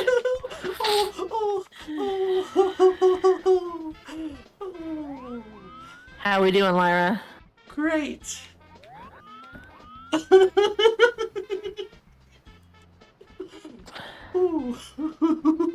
All right. That was a whole event. Now, excuse me while I proceed to collect the hardest 8-bit coins. Not the hardest 4 of these 8-bit coins to get. Of course. Happy says now do it again. I refuse. Or at least I choose to do it after I have the 100 coin star and 8-bit coin star. Fair. But yeah, Lily's arc definitely seemed interesting, and I'm hoping I'm going to enjoy it upon actually watching all the way through Alola. Also, Corvid asked earlier, Tails and Lyra, what was the moment in the Pokemon anime where you kind of woke up, in a sense, and got really into it? Probably X and Y. Okay. Is it for the battles, or? I feel like the average person who wanted to go back and see it won't get what I got, because it was like, we just come off of Best Wishes, which was like,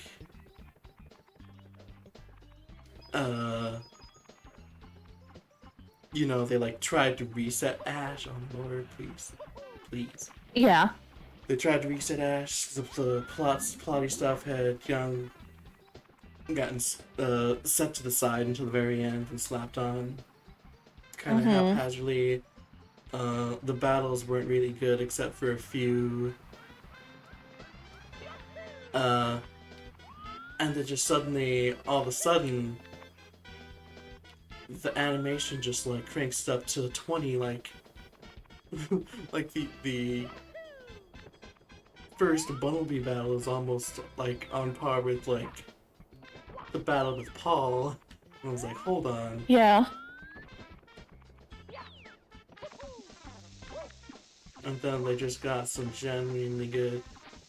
all the characters like it's just such a stark improvement from Best Wishes specifically Mm-hmm. that it just like really catches your attention if you're watching it as it comes. Yeah. Don't steal my hat, don't steal my It's hat, don't steal my hat. it's the high quality just right away. Yeah, I could definitely see that. Uh, for me, I feel like it's kind of hard to place because I watched it from like the beginning all the way through the first, like I said, the first time that I didn't watch it as it was airing was Best Wishes. And I was really into the Sinnoh anime, but I know that I fell in love with it again during Kalos, which brought me back into it. And then I like fell off for Lola, but then I got back into it with Journeys. But it's like, it's hard to say I wasn't into it before when you watch it all the way up until midway through Best Wishes, you know? Mm-hmm. I also like I had never had a point where I cut out at all, not even like a bit. I guess I technically like there's this awkward thing where I didn't watch the last few episodes of Best Wishes, but that was less out of disinterest for Best Wishes. Oh, hello. Lord knows I need that. And more out of the fact that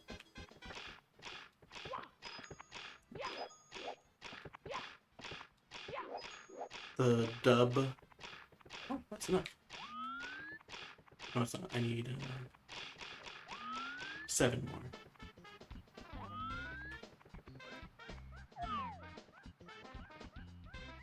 So is that just because the dub was bad, or?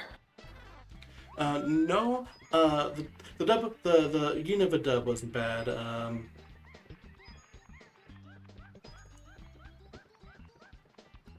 It's just that like again there was just like this huge improvement for X and Y, and I'd gotten to this point where I would like what's the word, watch a few like for Best Wishes I've watched like the first 5 or so episodes subbed and then waited for the dub, so I was like doing the same thing with X and Y, but I was just so invested that I couldn't wait a whole year for the dub to come out, so I just like it was like, all right, I'm gonna watch the sub.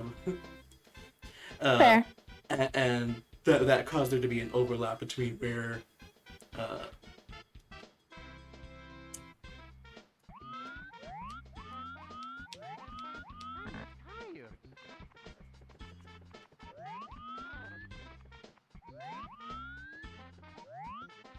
have an overlap of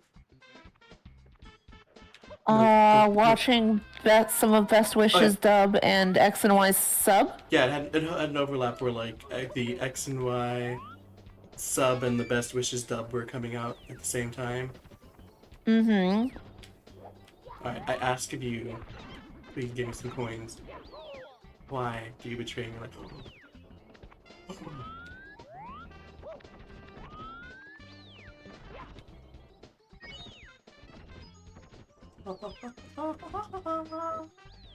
That was a chew grade gasp.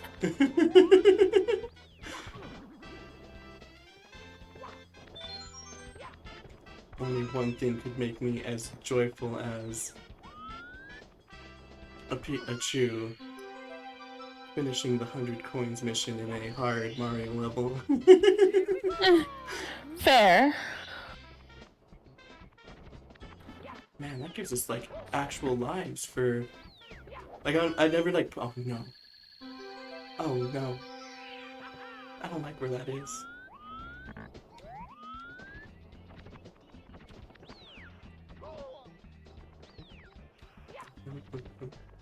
don't like where that was. Should that be here? Javier is saying X and Y and XYZ reignited the spark of Pokeannie for many people, myself included. Absolutely fair. Woo! And Corvin asks, have you ever heard of a Pokemon fan anime called Manifest Heart? It is a Pikachu named Hunter. I have heard of that. Also, now that I I have know... not, but I support Pikachu. I always support Pikachu. It's a funny that series because like it's English, but they use like the directly translated Japanese names for the moves. Oh God. Or for everything really. Like they're like heading to Pouch and I'm like, oh, it's time to go to the search. I'm like, ah, okay. Is An interesting choice, but I can get behind it. Do we get to hear the one move though, as like Killer Cross or whatever it was? Crossroad kill? There it is. I don't know. I saw a bit of it. It's not something like I watched. It's like something someone I knew watched. I just remember seeing that and having a moment when we were watching, and I was like, come again? Did you like Pardon? my explanation? Huh? Did you like my explanation for why it was called that? Yes. Also, Side note, real quick, having Ash just yell out Kage Bushin, really just killed me every single time. I knew that's what it is, but it's just bring back hardcore Naruto stage of my life to hear him yell out Kage Bushin and have Ryolu do double team. imagine that. I guess you already saw it, but like, but also that in Kalos when it's like very obviously purposely taking Naruto inspiration for everything Greninja does. Yeah. Also, before I do this trick again, I'd like to note that you're supposed to like get on this carpet, go up, go around, get up there, go to all these spinning platforms of doom, and then come down here. So doing this saves so much time. I'm gonna not stand on you this time. That was not something I enjoyed. Please? Well, do you want to share with everyone your explanation for why it's called what it is? Oh yeah, I believe, Night Slash, and it's Japanese. No. Yes. I believe. No.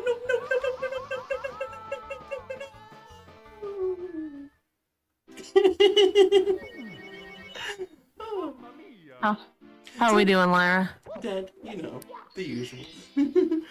Fair. I believe the Japanese name for Night Slash is a Japanese word that's like the word for like when a samurai gets a new blade and just tests it out on a random passerby on the road. Hence crossroad kill. You cross them on the road and kill them.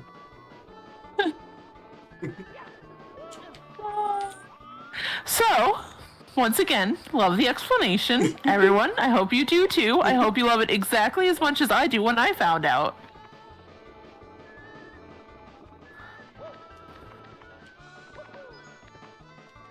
I know what you're planning, and you won't succeed.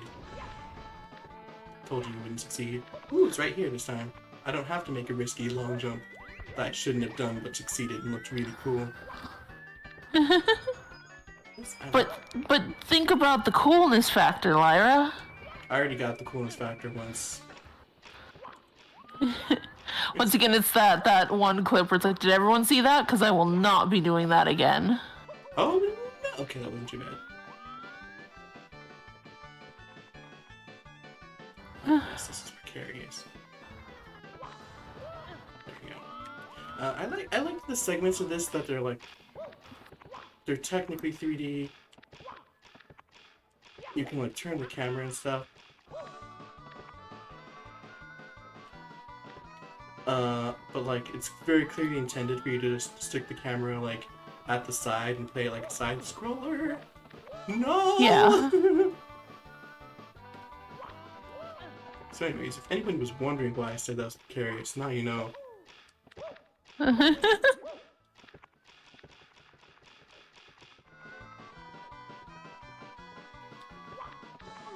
Don't do it!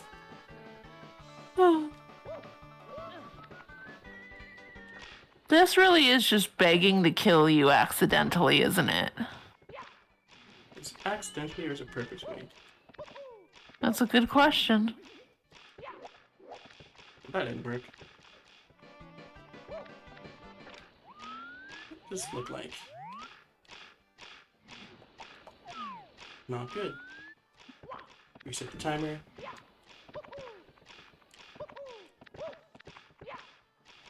I guess that's one way to let you know that it's... No!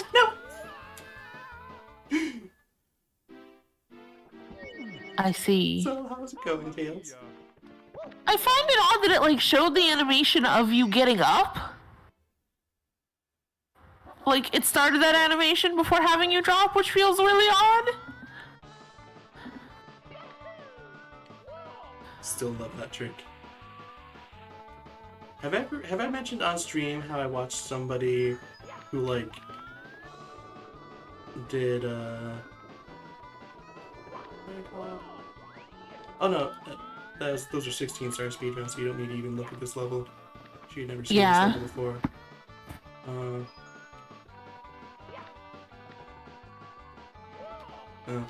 I saw somebody do that, and it's like the best thing I've ever seen in my life. I can save so much time. Okay. I had so much fear, but don't worry, it all went well in the end. Don't slide! What are you doing?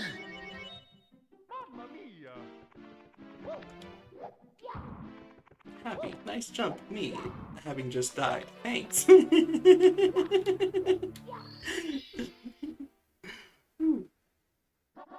soon. Slightly less nice jump.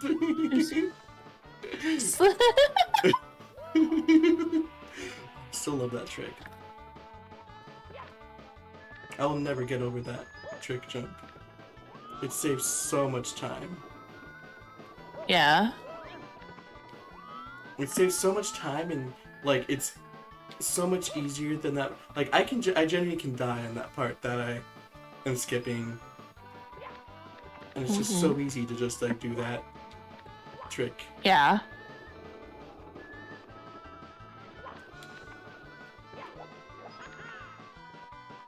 I see what you're planning. I see what you're scheming, but it won't work because I'm too cool. Oh! Your scheme worked. Oh no! I lied. Your scheme did not work. I'm too cool for you. As long as you don't need to come back around. Don't slide. Don't slide, don't slide, don't slide. I know you like to slide, Mario, but you can't. Whew, we're back. And we're going to the switch again.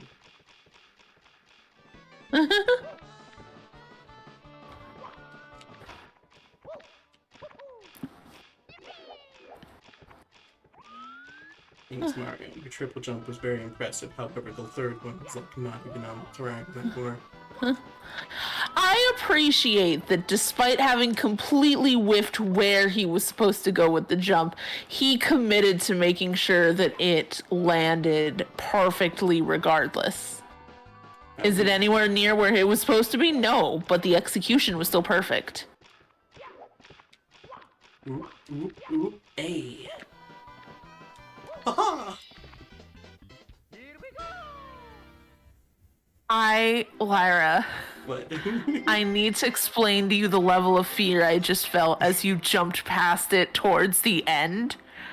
I had a moment of heart attack thinking that you were about to plummet off after just getting there. Imagine Lyra ran off the edge. It wasn't just me. Like I felt my heart squeeze. In better news, we have 90 stars. Woo! 75% of the way there. How long have you been streaming? An hour and 44 minutes.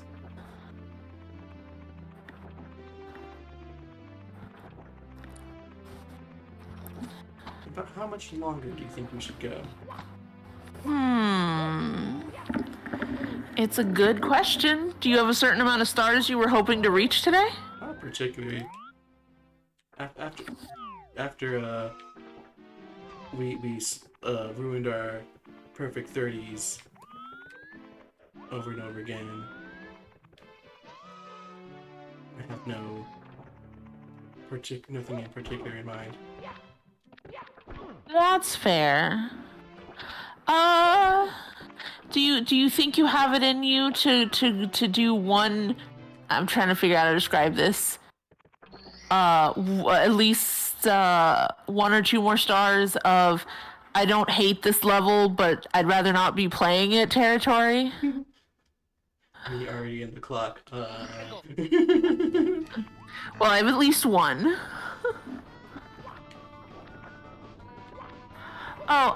Corvid Curiosity asks, it's time to beat up Bowser, right? I never played Mario 64, nor had a N64, only a GameCube and Lego Star Wars. I never played any Mario game, actually. So you want to explain what you're doing? Well, you only need 100. You only need 70 stars to beat Bowser. I'm trying to see if I can get all 100 stars in the game. Is it 100 or 120? 120. Oh, okay. I cannot get this to work. It's Lyra. not this hard. Lyra, haven't you taken enough risks? No. Lyra, haven't we been over this? Imagine me learning my lesson. Lyra. Lyra, please. Lyra, I hope you understand that if you do this and you die, I am morally obligated to clip it, right? What's the worst that could happen? Well... Worst case scenario, something hilarious happens and you have a funny clip for later, right? That's fair. However, as the proper response to what's the worst that can happen, I feel the need to find the clip again and share it. Because you have proof of what the worst is that could happen, and it's that. What's the worst that could happen? Lyra, no! Says Happy. Corvid notes I did used to play Sonic 1, 2, and Knuckles, Street Fighter 1 and 2, Ren and Stimpy the video game, and an Unknown racing game. Hey, fellow Sonic fan. I'd just like to Oh my god, my heart. that all that risk was pointless because the whole idea is it's faster and it took way longer to make the normal way. Yeah. So good news, I didn't die. Bad news, okay. The game proved me wrong. Good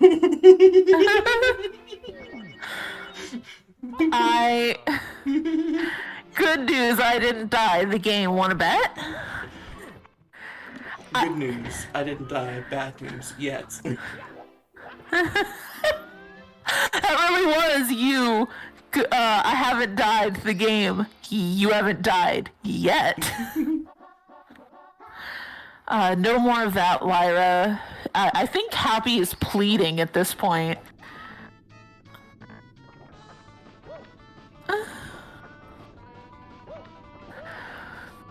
I think the game was like, it heard what's the worst that could happen. It was like, you know, dying is pretty bad. I think wasting your time is even worse. I could kill you, like, now, but I think the better punishment is having you do this over and over and over again.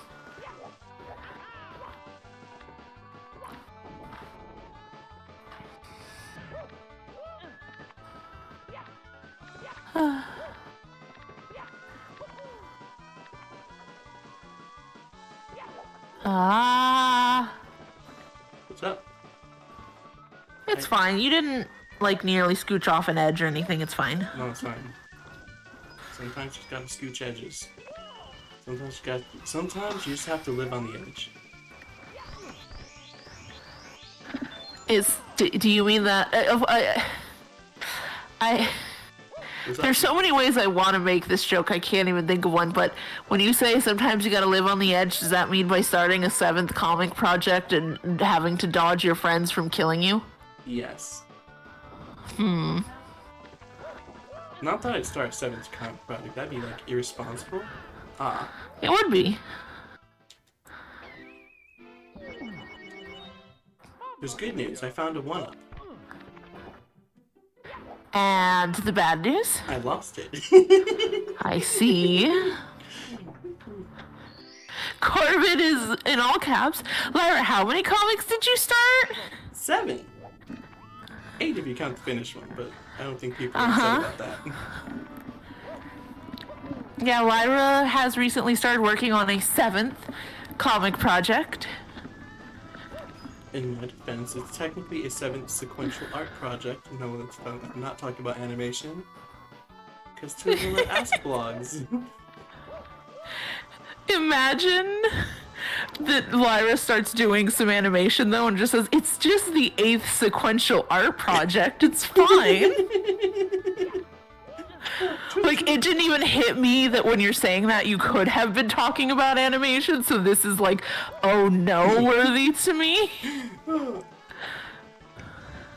I mentioned somewhere else, people were talking about those, like, Mystery Dungeon-esque groups, and I'm like, man, yeah. it's sad that, back in the day I wasn't fast enough to keep up with them, and now that I am fast enough, I can't start one without all my friends collectively murdering me together. Right. I feel bad because and this is more, I think, a DA problem than a PMD group problem, to clarify, but I just feel like there aren't as many of those active anymore. Because I used to see those all the time everywhere and prompts for them and tags and stuff, and I just feel like I don't see that as much anymore. I heard there are 2 more that started recently. Okay, that's good to hear. Yeah, I feel like they just don't get as big as the Explorers one did. Okay, I could see that.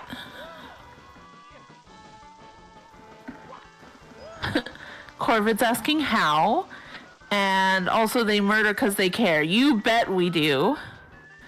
Rival Gates is one I follow. Man, joining one of those sounds like a ton of fun. It does. Not for you. It is fun for me, just not all of my friends.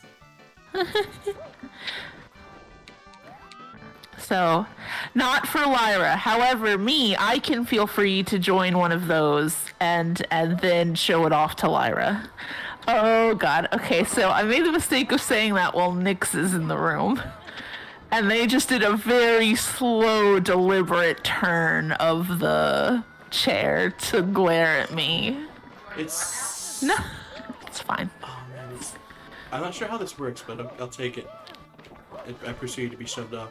It's so nice look at these. It's just the bottom one, middle one, top one. Since when I was in here last time, I jumped in at the random intervals. They just there was no rhyme or reason to how they popped out. So I just had to hope, just pick a god and pray. Let's see. Happy says, wait, I thought you were doing a mini comic. I don't know who that's to, but if Lyra, the answer is she's doing every kind of comic. It is less effort than normal comics. It's basically a Hack Nostalgia Lock. Please, Mario, just jump. And don't bonk your head on things. Mario, your name is Jumpman. Please, sir. But Lyra, I have a question I want to ask you, comic related. Yeah. when you've mentioned how that the newer comic that you're doing, that one day Pepper will kill you for, is a lot less effort. What stage, like, do you feel like you can kind of cut back on or cut out that saves you the most time and energy? Backgrounds. That's Backgrounds and what- shading, definitely. You know, like the fact that once I hit the coloring phase, the page is essentially done. Mm-hmm. Oh, this is not where I wanted to be. This is not where I wanted to be. Channels. Whoop, whoop. Oh, you know. That worked out a lot better than I thought it would. Okay, so by the time you hit the coloring phase, you're essentially done. Mm-hmm. Okay. That makes sense. Oh, that's right, because for this one, you're utilizing a monochromatic color palette, right? Mm-hmm. And the shading is inferred with the color palette itself? No, it just doesn't really have shading. Ah, okay, also fair. Yeah, because I've definitely seen monochromatic ones where they use the color palette, like the color palette moves a little bit with the character to imply shading where there really isn't any. Oh, okay, so the question was for me. Happy, I am starting a second comic. It's gonna be shorter and less effort, but I don't know if I'd call it a mini comic. So sorry, what were you saying, Lyra? I don't know what I'm saying. Don't look at me like that, Nix. You knew about this.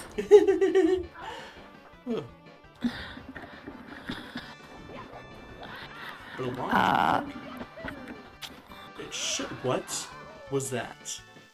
Game? What on earth was that? I mean, it was a jump that went very long. Why did I keep my momentum that long? You just kept going and going and going and going. But it's like what happened was like I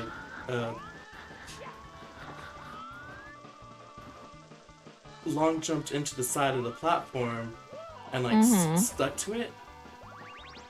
But then when I like the hope was that like it would kill my momentum and I'd like just drop on the platform below, but when it like turned, I like slingshot out. I just kept all that momentum and like slingshot halfway down That was the stage. weird. Like on the bright side, I didn't die, but you know, like rude. That was a mistake. Yeah. That was a mistake. That was 2 mistakes. I'm alive. How? Barely. Oh boy.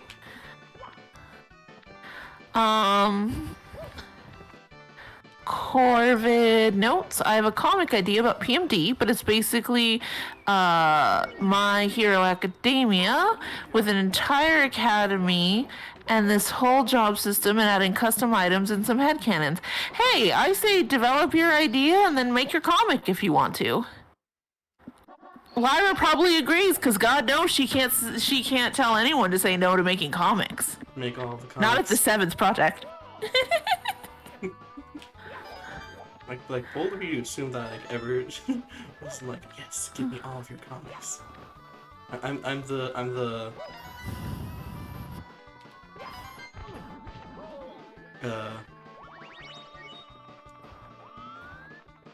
She's both the comic queen, but also like the devil on your shoulder saying yes, do more comics.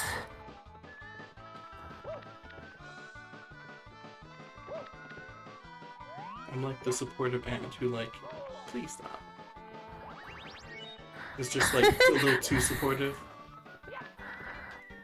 I'm the supportive aunt who please stop. That's what the mom was saying. I'm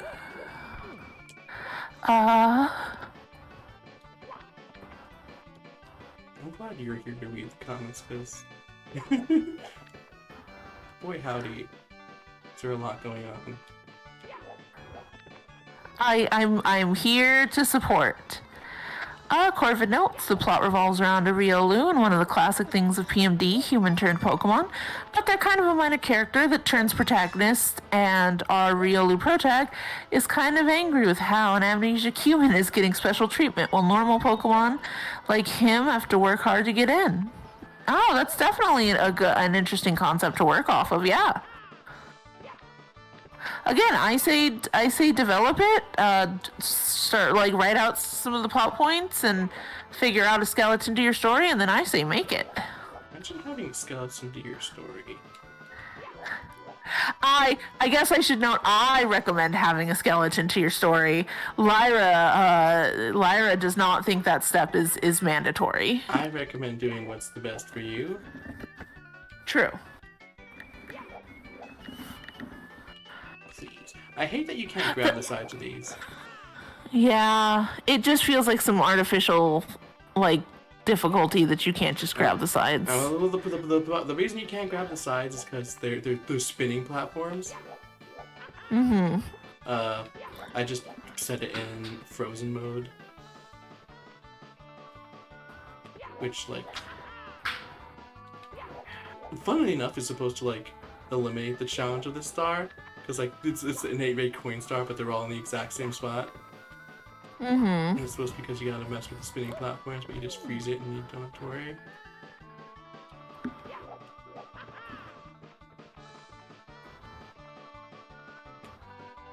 But it still sure is awkward. Oh, 7. And this is 8. I feel like the hardest thing when it comes to, noting do what's best for you is I feel like we don't fully know that until we've tried some comicking. So maybe the advice would also be maybe try a small scale comic first to learn a couple things, because definitely there's people like Lyra who things like taking the notes in the Nuzlocke being a lighter task, or not needing the skeleton to her story as a discovery writer, and that works for her. And then there's people like me who need a strong skeleton and need to know where everything is going to be able to do it.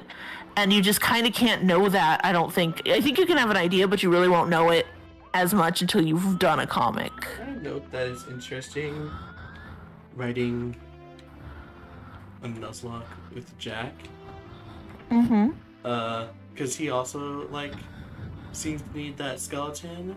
And it's kind of got this interesting thing.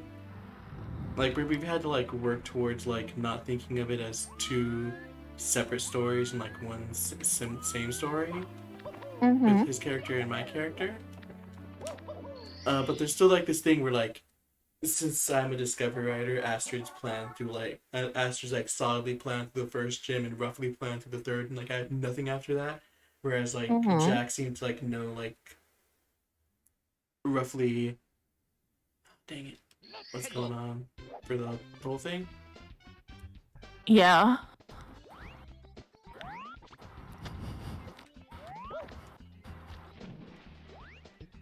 Yeah, I can imagine that's an interesting dichotomy to be working off of. Mm-hmm.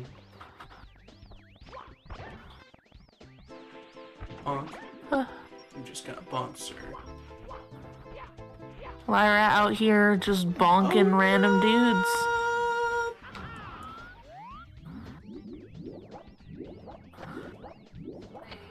I like this half the level where there's water rather than bottomless pit surrounding it. It's very nice. Yeah. Well, you gotta go. It feels much nicer. Don't bonk your head. Don't. Yes.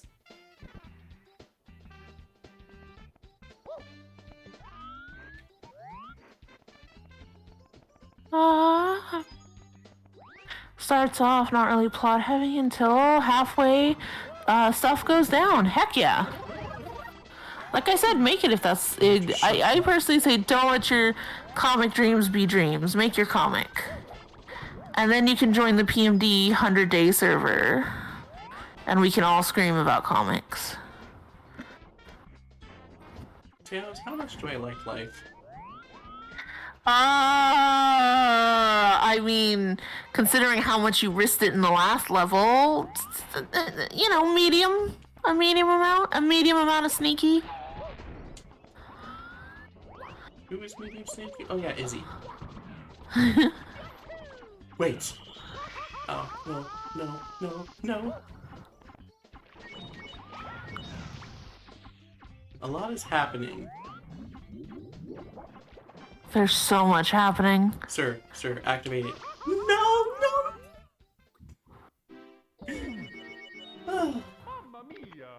That sure happened. How are you feeling, Lyra? Depressed. That's fair.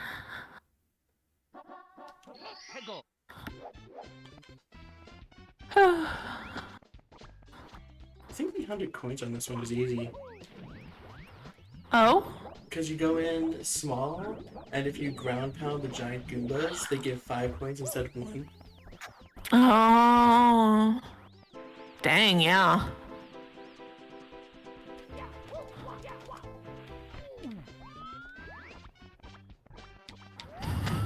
Where am I? Give me 5 coins. Oh, here I am. Sit! Oh, I should have gone the other way. Long jump!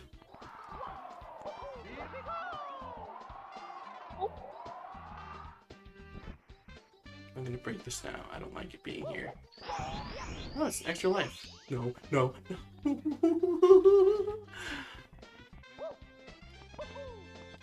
This stage specifically seems like the throwing my lives on the edge.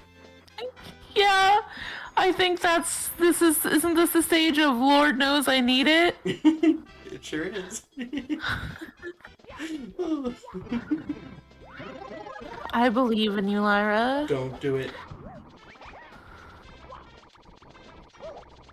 That sure was reverse of how I should have done that.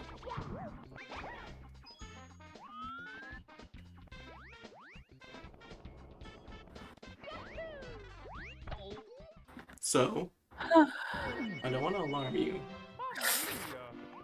Ooh. But what if I perished in the war?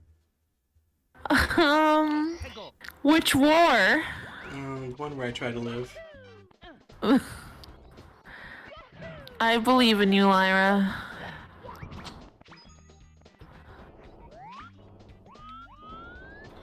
Oh, wait, didn't that box you passed give you a life? I don't trust it. Do you mean you don't trust it not to disappear in front of you? Oh, thank goodness.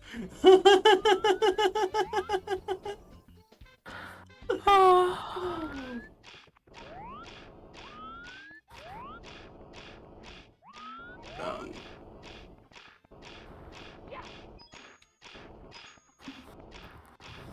Into it. No. Yes.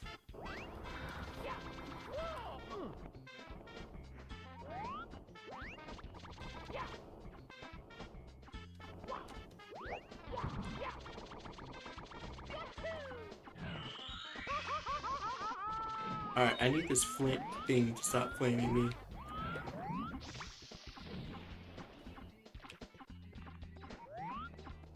I don't know why it insists on being so rude. Ooh. Cannon prepared. It's so interesting that it's just like, hi, prepare the cannon when you can't see. Don't do it. It did it.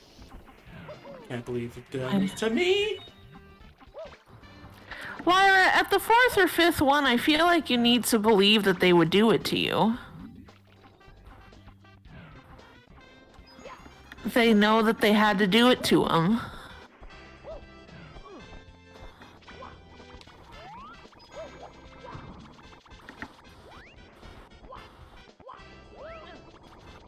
Where are the secrets, Tails? Where are the secrets? On the internet, usually. I mean, you raise a fair point. I technically can't find them there.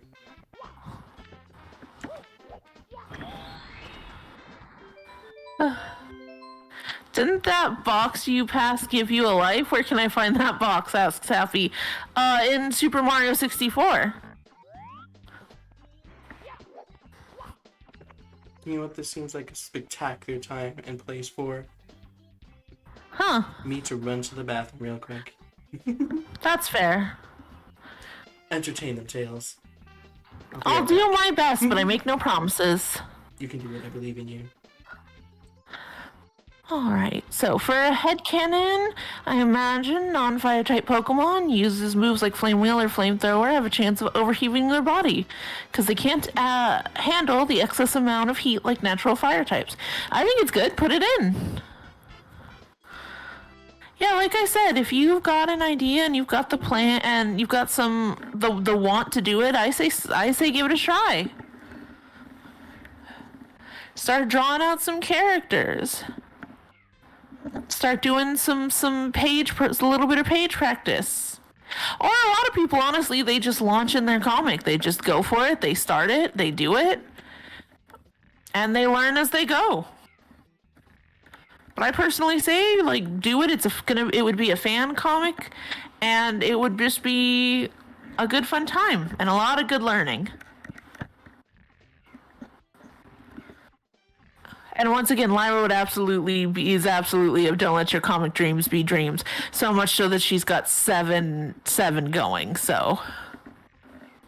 Oh, look at Mario Nap. It's very good. But yeah, a lot of the fun of Pokemon comics for both writing and reading is having your own personal headcanons and ways that they work. Little things like that.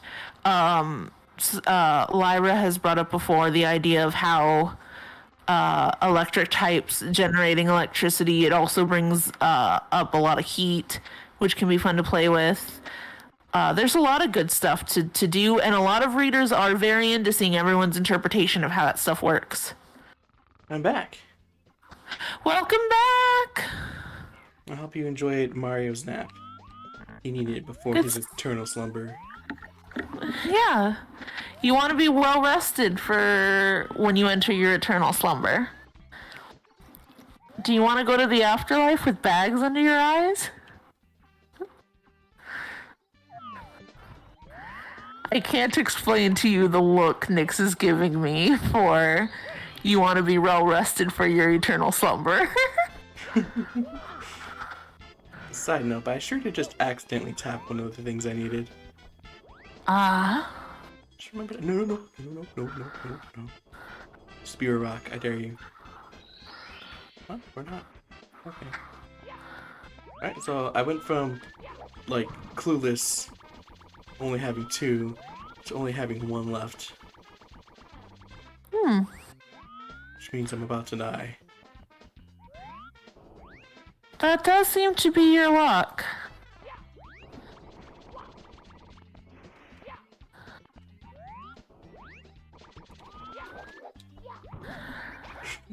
That was unnecessarily dramatic. Do I want to what? What was that now, Happy? Do you want to be tired when you reach the afterlife? Yeah, you don't want bags under your eyes when you reach the afterlife, right? So that's why you need to be well rested before your eternal slumber.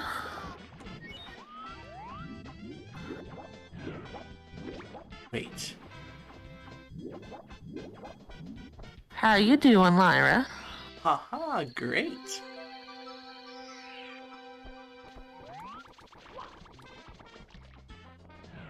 I feel completely lost as to what you were doing here. Well, they're like, some stages just have 5 little secrets. Secret things you gotta poke. Whoop! The Wet Dry World, I believe it's called, had it too. Were they just, like, invisible here?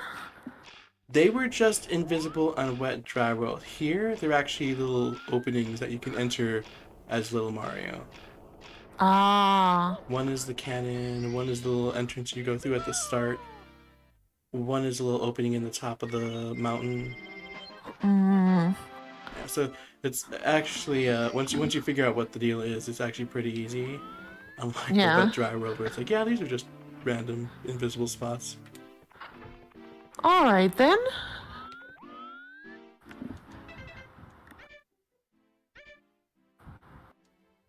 Corvid, Feels what if school gave me insomnia though? Get your insomnia treated and then don't let your comic dreams be dreams.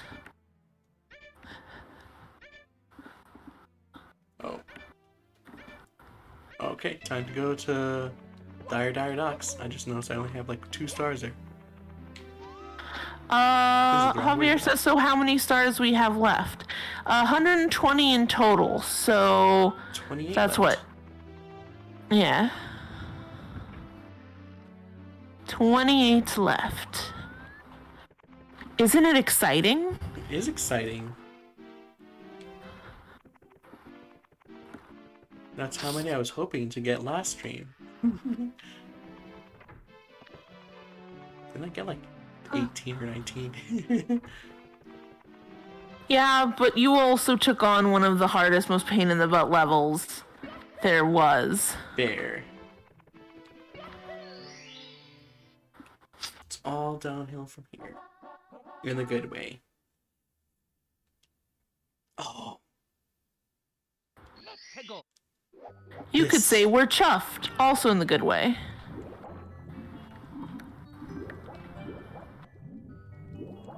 So, I know what I'm doing.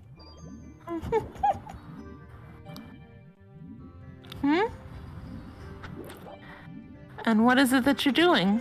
Do you remember this level? This mission? Yeah. So I'm going for a specific coin first. Ah. And then I'll do the rest of the map.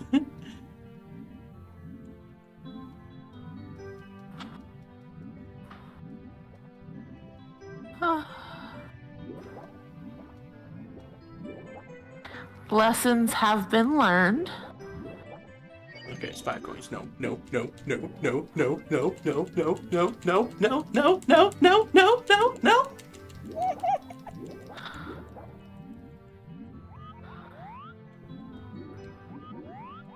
How's it going? What have we consumed yet? So no, no, no, no, no, no, no, no, no, no, no, no, no, no, no, no.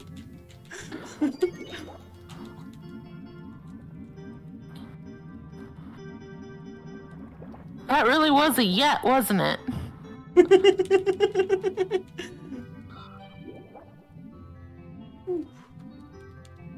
Oh. All right. How we doing, everyone? Better than Lyra, I would assume. I don't know. I'm doing pretty good now. Lyra, Happy is asking, are you having fun there? And would you describe this emotion as fun? Define fun. There's certainly emotions being had. Let's go. I should go back to the other place where I can die and get the coins there, and then do the rest of the stuff. Mm-hmm.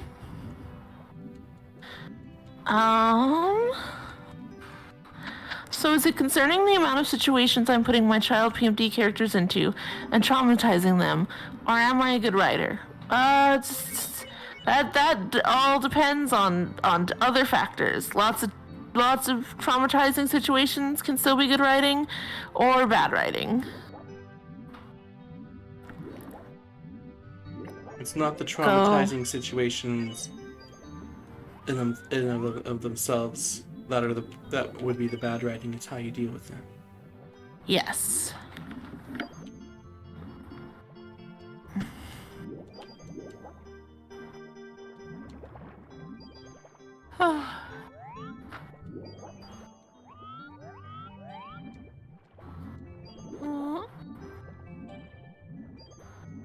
I am traumatizing my kids in battle. A classic way to traumatize. Once again, still depends on Especially that's especially one that's like just like 100% how you did I teleport into the wall? Like not like You sure did like tap the wall and it just dragged you down to the bottom. It's like something was in the wall, grabbed you, and tossed you to the bottom. Don't get consumed. Don't get consumed. Don't get consumed. Don't get consumed. Don't get consumed. Once again, I just need y'all to know that every once in a while, my significant other Nyx is just turning to like look at me suspiciously since they have like no context for what's going on and just randomly hear me singing, you know. Don't get consumed, don't get consumed. But as I was saying, yeah, traumatizing in battle, once again, it still all will depend on how you end up handling it. Don't worry, I'm not sure if the context would change anything, says Happy.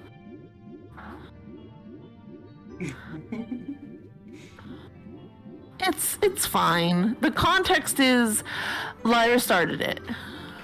Hey. Hey.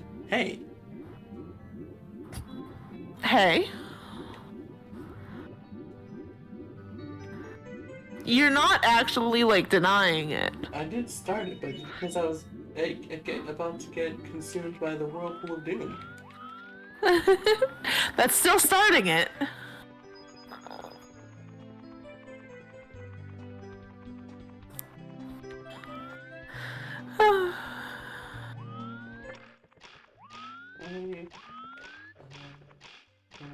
So I need to get 30 coins from the blue coin switch to have enough right now.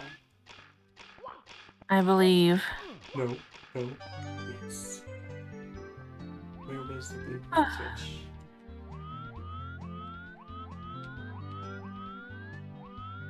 It was over there. It feels like it was in a pretty random spot. If I'm remembering, because I remember you were running doing something, you're like, oh, the blue coin switch. Wait a minute. I just realized I'm gonna want to get all the red coins and then the blue coin switch because I don't want the star to be something I have to leap for off the poles to get. Oh, fair. I always forget that with the 100 coin challenge specifically, you always have to keep in mind the last one because that's going to be where it spawns. Mm-hmm. The star. And I'm glad you're thinking of that because I would definitely completely forget that every single time. I'm glad you're playing the game because boy howdy, would we have some sky stars that you have to wing cap into every now and then. Yep. There we go. Me, I finally got it. It's like, Lyra, you sure did, Tails, and it sure is up where you're gonna have to delicately fly to it again. Me, well, that's enough Mario 64 for this lifetime.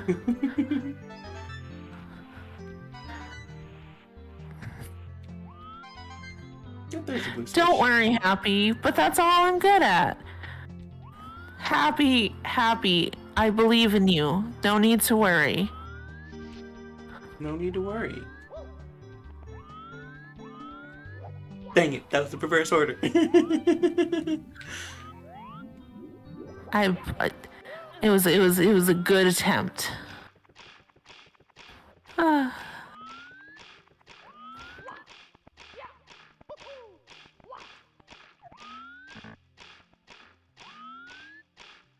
Also, Corbin, to clarify. Oh, go ahead. I was just saying, this does nothing for me, but I'm still gonna risk it. Sometimes you just want it for the drama. But I want to know, to clarify, Corvid, when we talk about it depends on how it's handled, it comes to slightly smaller stuff than the wider plot points you're talking about. it comes in things like characters' reactions to it and more specificity as to how stuff is going to go down. Something that requires more like testers or beta readers or people to discuss longer term plans with, because most all plot points somewhere could work out if you write for them. It's all about writing for them. But what you've said so far does the app definitely sound interesting. Also, am I crazy for feeling like it looks like Mario should be able to climb on those grates? Yeah, like those red ones? What was that? I said, yeah, I can kind of see that. They look kind of like grates and stuff that he could climb on like 2D Mario games. So it's like that. It looks like those ones where you would do it and you could hit it and it would flip you on the other side.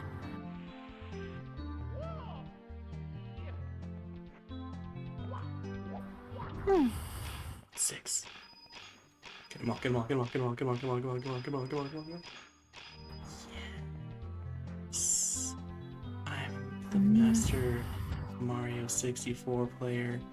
And none can top me. Ooh. Happy says it does. He should be able to. Okay, I'm not alone in that. Double star. Ah, too powerful. Get it? Too powerful? Cause 2 stars?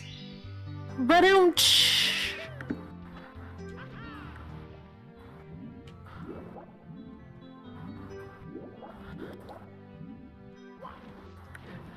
This level is one of the best stars in the game.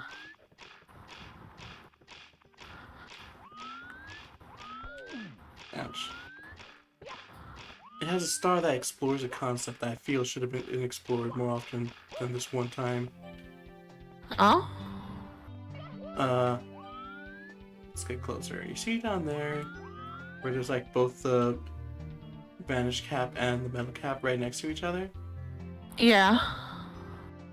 There's a star where you have to combine both of them. Huh. Yeah, because the vanish cap lets you walk through the grates, and the metal cap lets you sink in the water, and there's a star in a cage underwater. Oh! Yeah, that would be more fun to play stuff, like play around with. Mm-hmm.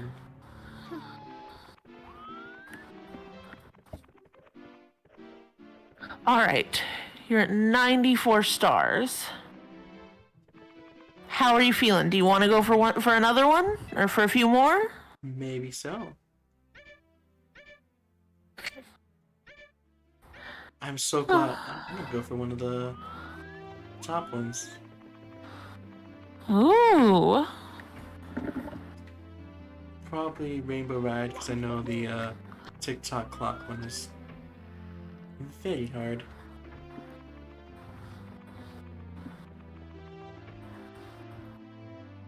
Pokemon Mystery Dungeon Ace Attorney.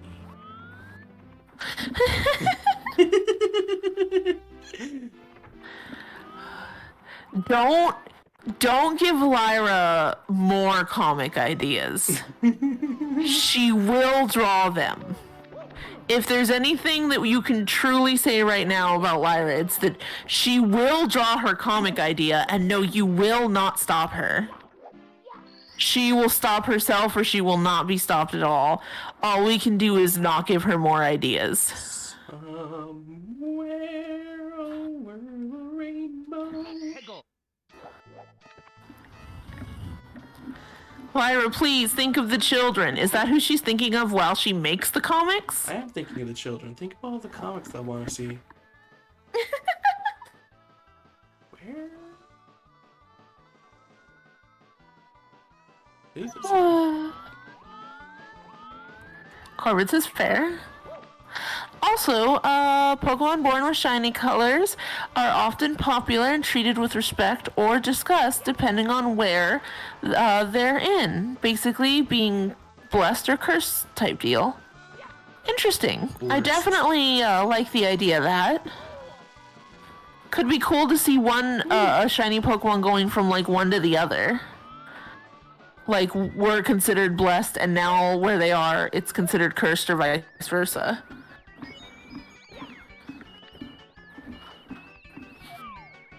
Grew up popular, and then go into a place where they're hated. Growing up hated and go into a place where they're popular. Yeah. Happy says the children demand more. Absolutely not. Children demand more comics. I gotta. No. Ignore the fact that my newest comic is definitely not child friendly. It's fine.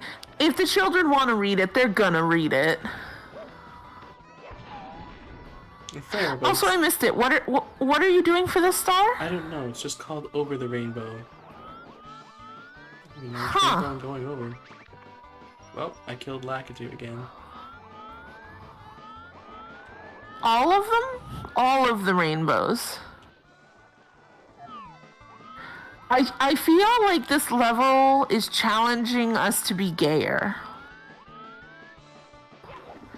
It's like you gotta go over the rainbow, and it's like, well, we're already gay. Well, you gotta go over more rainbows. It's like, excuse me.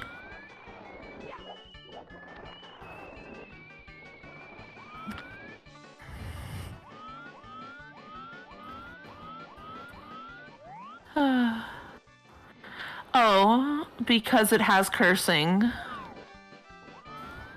Me, who was saying who was cursing at the age of 3.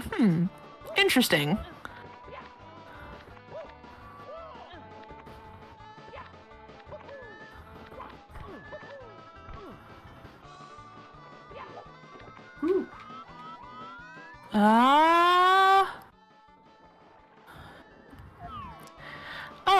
Robon asks, favorite Mario villain?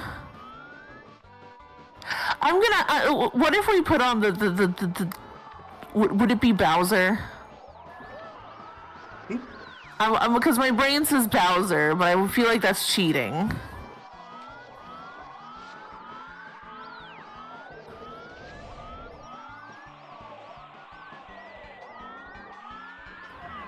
Hi, Lakitu. Can we help you? Where's the... Oh, there's that part where there's like a life there, and it's terrible. Why would you ever want to go up there? Lyra. I may be dying anyways, that's why I'm going up here. Like, I may straight up need to die. Aw. So you may as well equal it out, right? Yeah. Oh, just cause, is Lakitu stuck up there? I hope so. Lyra with zero concern in her voice. I absolutely hope so. Does anyone know where the red bomb is in this level? I don't remember seeing it. Look it up. Like in all the times you've been here.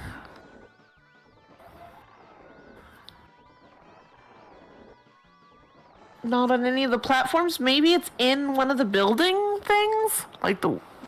That's all I can think of. Oh no. What? It's down with the red coins, isn't it? Is it? Such disappointment. Well, at least, like, you won't technically lose a life since you were able to gain one if you end up dying.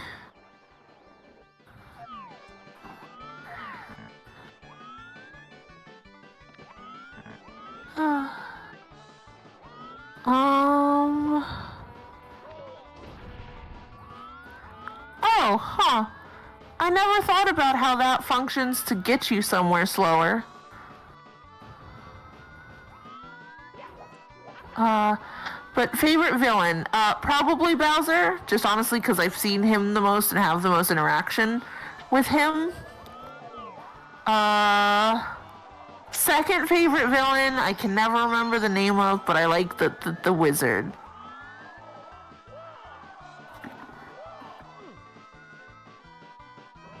Oh, that sure is a place to put that one. Ooh! I'm sure it was an event. You say Kamek, and I say Cammy.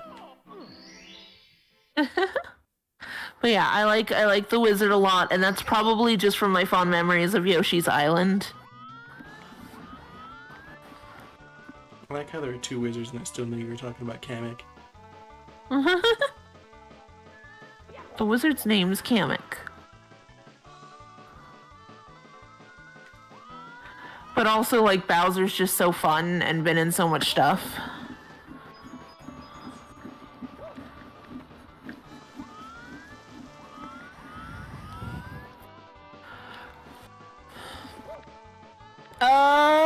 Fawful's a good Corvid. Oh, go ahead. I said Fawful's a good villain. Fawful. I have Fury, which I always read as I have Furry.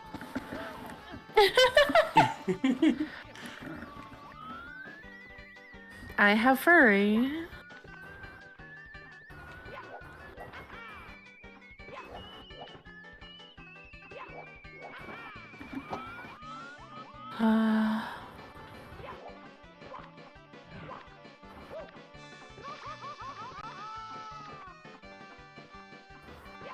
I feel like I was going to say and or ask something and it's gone. I have furry. I'm sorry, what? Says Happy? Javier says, Lyra, I have furry, and her name is Zero. Also, I think in reference to the wizards, Corvid is asking, wait, they're different characters? Yeah. Kamek is the one that's... Dang it.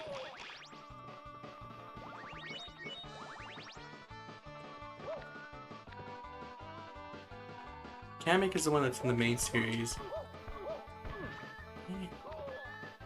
And there's a Magic Koopa in, oh no. The Paper Mario games.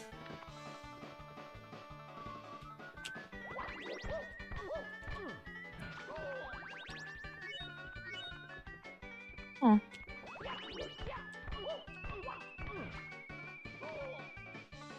And she's fun. I'm still stuck on I have furry and her name is Zero.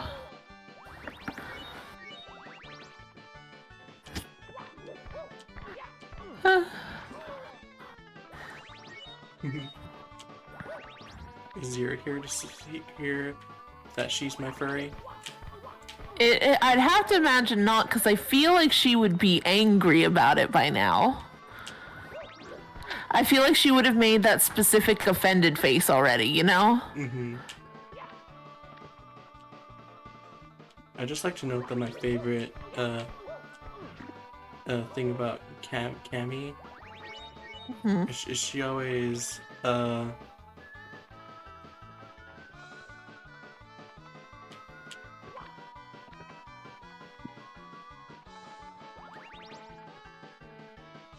refers to Bowser as your somethingness. Have you ever heard those terms? You broke up a little. What was that?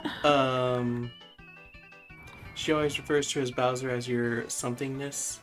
Like, have you ever heard those? I can't think of like the good ones. Corbett says your vileness. Okay, no, that does sound fun though. Can't. I feel like there's like good ones that you hear like with normal, like your righteousness, your something like that. But you can't be like, oh, your vileness, your putridness, your awfulness. Awfulness. No, that does sound fun. Happy goes your furriness. No, see, that's only in what was it, 3D World, where Bowser gets the cat suit. Bowser's furry. As we all know, Bowser is a furry. No, I will not elaborate. And that's why 3D World is Zero's favorite Mario game.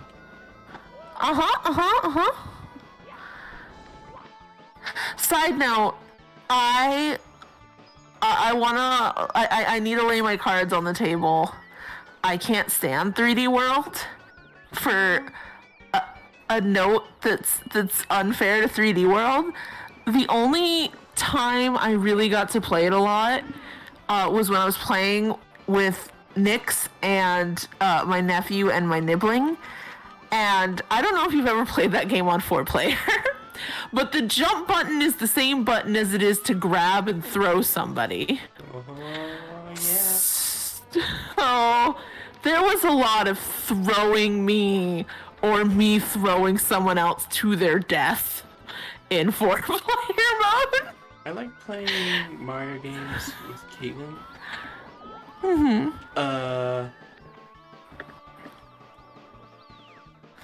Because we're gremlins to each other. There's a lot of that in all the multiplayer Mario games, just like accidentally grabbing and chucking people. But it's hard to tell when me and Caitlin are playing together because we're always also purposely chucking each other. Yeah, at one point we just had a challenge where it's like try to have all 4 of us actually towards the end of the level because we would just so often lift each other and throw each other to our deaths.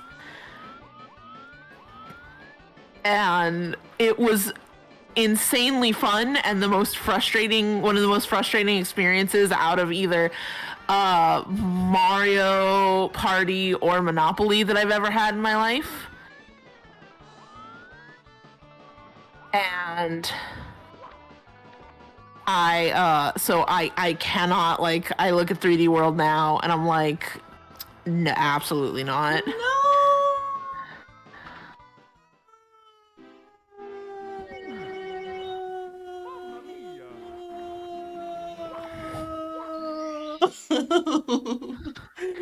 I appreciate you narrating all the way down and out of the level. It was a nice touch. Oh, threaded the needle, not in the way that I wanted. Let's see. I was gonna see how long I could keep it going, but I laughed.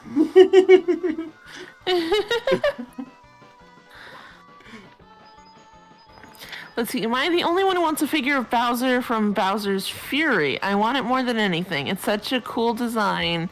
And better than Giga Bowser, in my opinion. I don't know what Bowser's Fury is. Bowser's Fury. The giant, evil-looking one.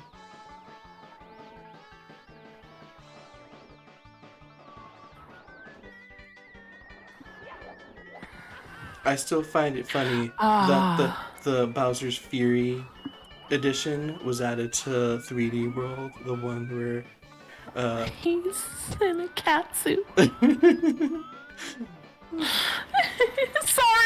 that's just my thought is you've got, because I just looked it up and I was like, there's this Bowser right in the same game right next to furry catsuit Bowser. Powerful. The most evil looking Bowser yet, right next to furry Bowser.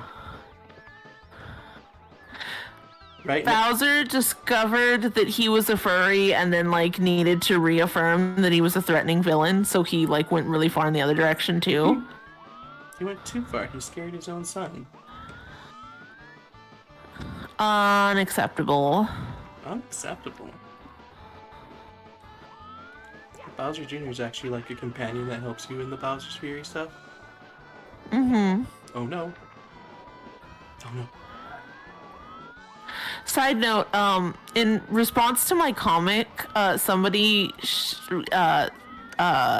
like replied with the scene of Bowser Jr. in Super Mario Sunshine being like, Peach is my mama, and that scene is still so funny to me because Peach like says I'm your mama in a way where it's like she's like, oh, could that be?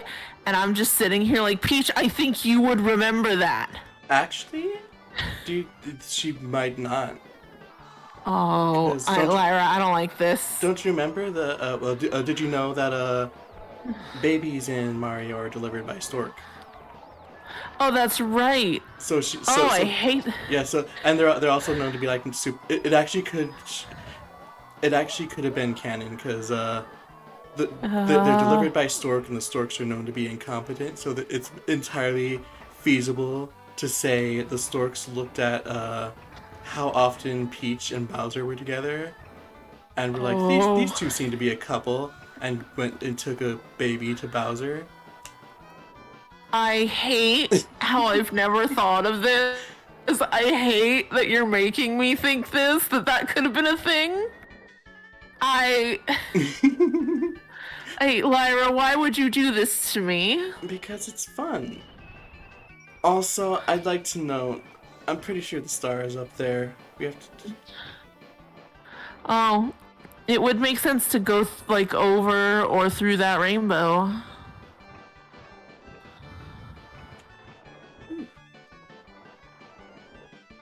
Oh, I do like the concept of the storks being like, well, Bowser and Peach are together enough, right? That feels like they want a baby, yeah?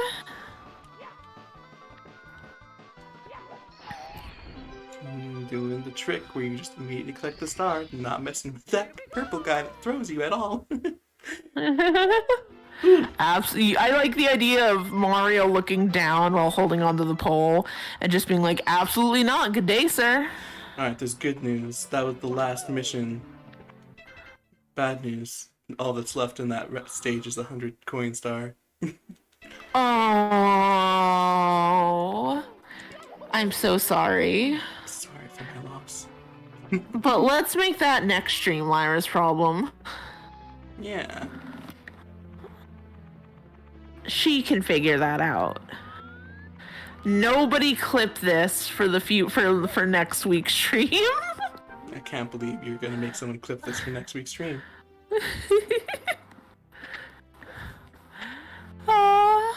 Hey! I just had to get one more star real quick. That's fair. You had to ruin the perfect 95 and do it for the far less superior 96. But Tails is our clipper. See, nobody else can clip. I'm just too powerful. 2, 3, 5, 8, 12, 15, 17,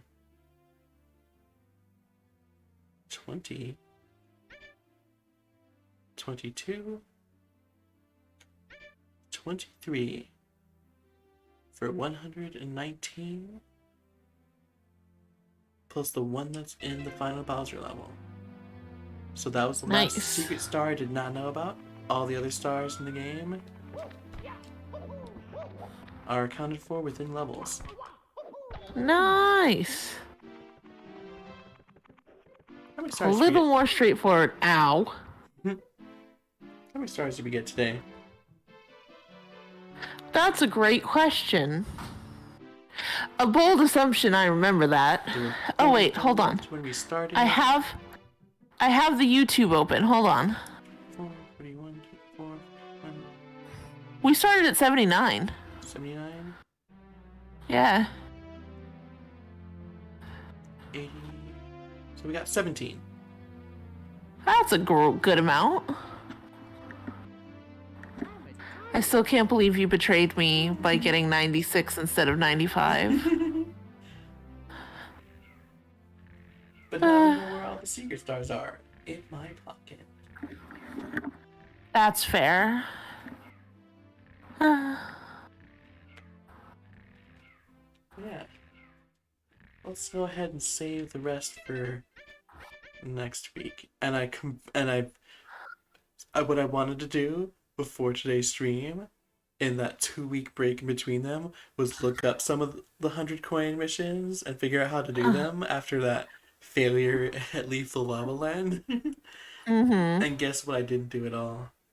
I see. But I conveniently avoided them all. And now the stream is over and I can look them up next time. And I even got some ones that were easier done, so we're not going to have like a 100 coin mission stream. Y'all, somebody clip Lyra promising here that she's going to look up how to do the coins before the next stream. How dare you walk into my abode walk You onto invited me into your abode. Yes, I invited you to your abode. I invited you to my abode. You walked in and insulted me to my face after I invited you so generously in here. I'm not insulting you. I might be insulting future Lyra though. Hmm. I'm just a hunch. I'm not 100% sure, but I'm pretty sure me and future Lyra are actually the same person. I don't know. I think I need to see some proof of that. Tails, this is the first time I heard your voice and you sound very pretty. Thank you. I thought you were the Clipper, Tails. No, y'all, you gotta do it. Happy's over here on Twitch. At least Javier has the excuse of being on YouTube. Yeah. So, Happy, you gotta be the second Clipper. Also, Clipper sure is a name for this. It's correct, but but it feels weird.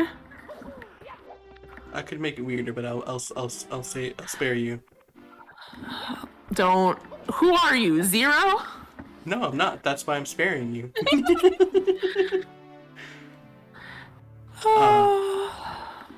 Nails says Zero. Zero. I like how Zero got here just in time to say nails. Toenails. I can't believe. I can't believe Zero missed the part where she was my furry, but came Yeah. here for toenails. Zero, where are your priorities? You're Lyra's furry.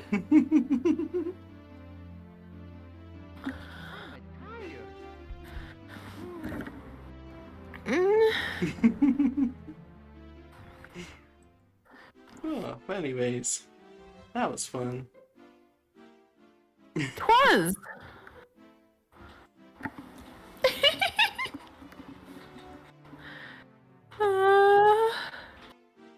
Yeah.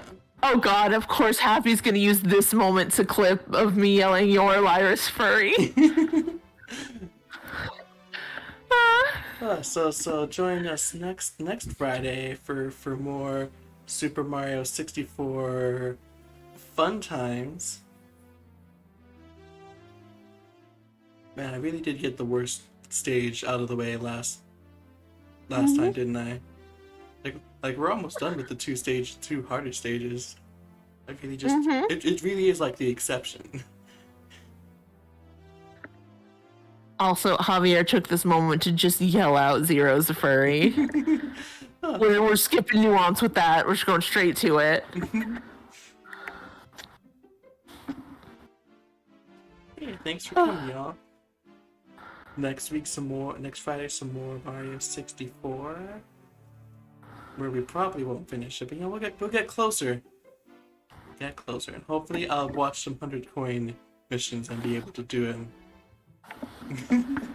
But before that, tomorrow, me and Tails are going to be starting our Pokemon Brilliant Diamond Duo Lock. Ooh. So that's going to be super exciting. Heck yeah. And then on Sunday, I'm going to be doing an art stream with Pamper. Ooh. And if Zero's feeling up to it, she's been having some stuff going on, so she may not. But if she is, then on Thursday, me and Zero will be starting to stream Hollow Knight together. Aw, yeah. The good bugs. Also, apparently you're now a recolored Tails from Sonic the Hedgehog. I'm okay with that. Tails is adorable. Recolors of Tails are adorable. I'm okay with this. Hollow Knight stream! Hype, hype, hype, hype, hype! Lyra, do you want to talk about the super secret extra stream? Oh yeah. I also have a super secret extra stream. I do have every second Sunday of the month. Starting on Well, not starting. I've already done the first one. On the 12th, I'll be doing a art stream for my in the private Discord server for my Patreon.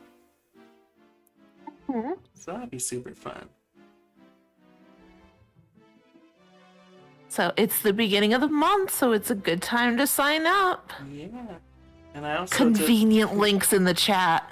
and I also lowered which tier the early Emerald episodes get posted in to the Pikachu $5 tier instead of the $10 tier starting this month. Oh, heck yeah. So now y'all can get that good Emerald Let's Play early. It'll be super fun. But yeah, thanks everyone for watching. I hope you all had a fantastic time. And I'll see you all later. Bye-bye.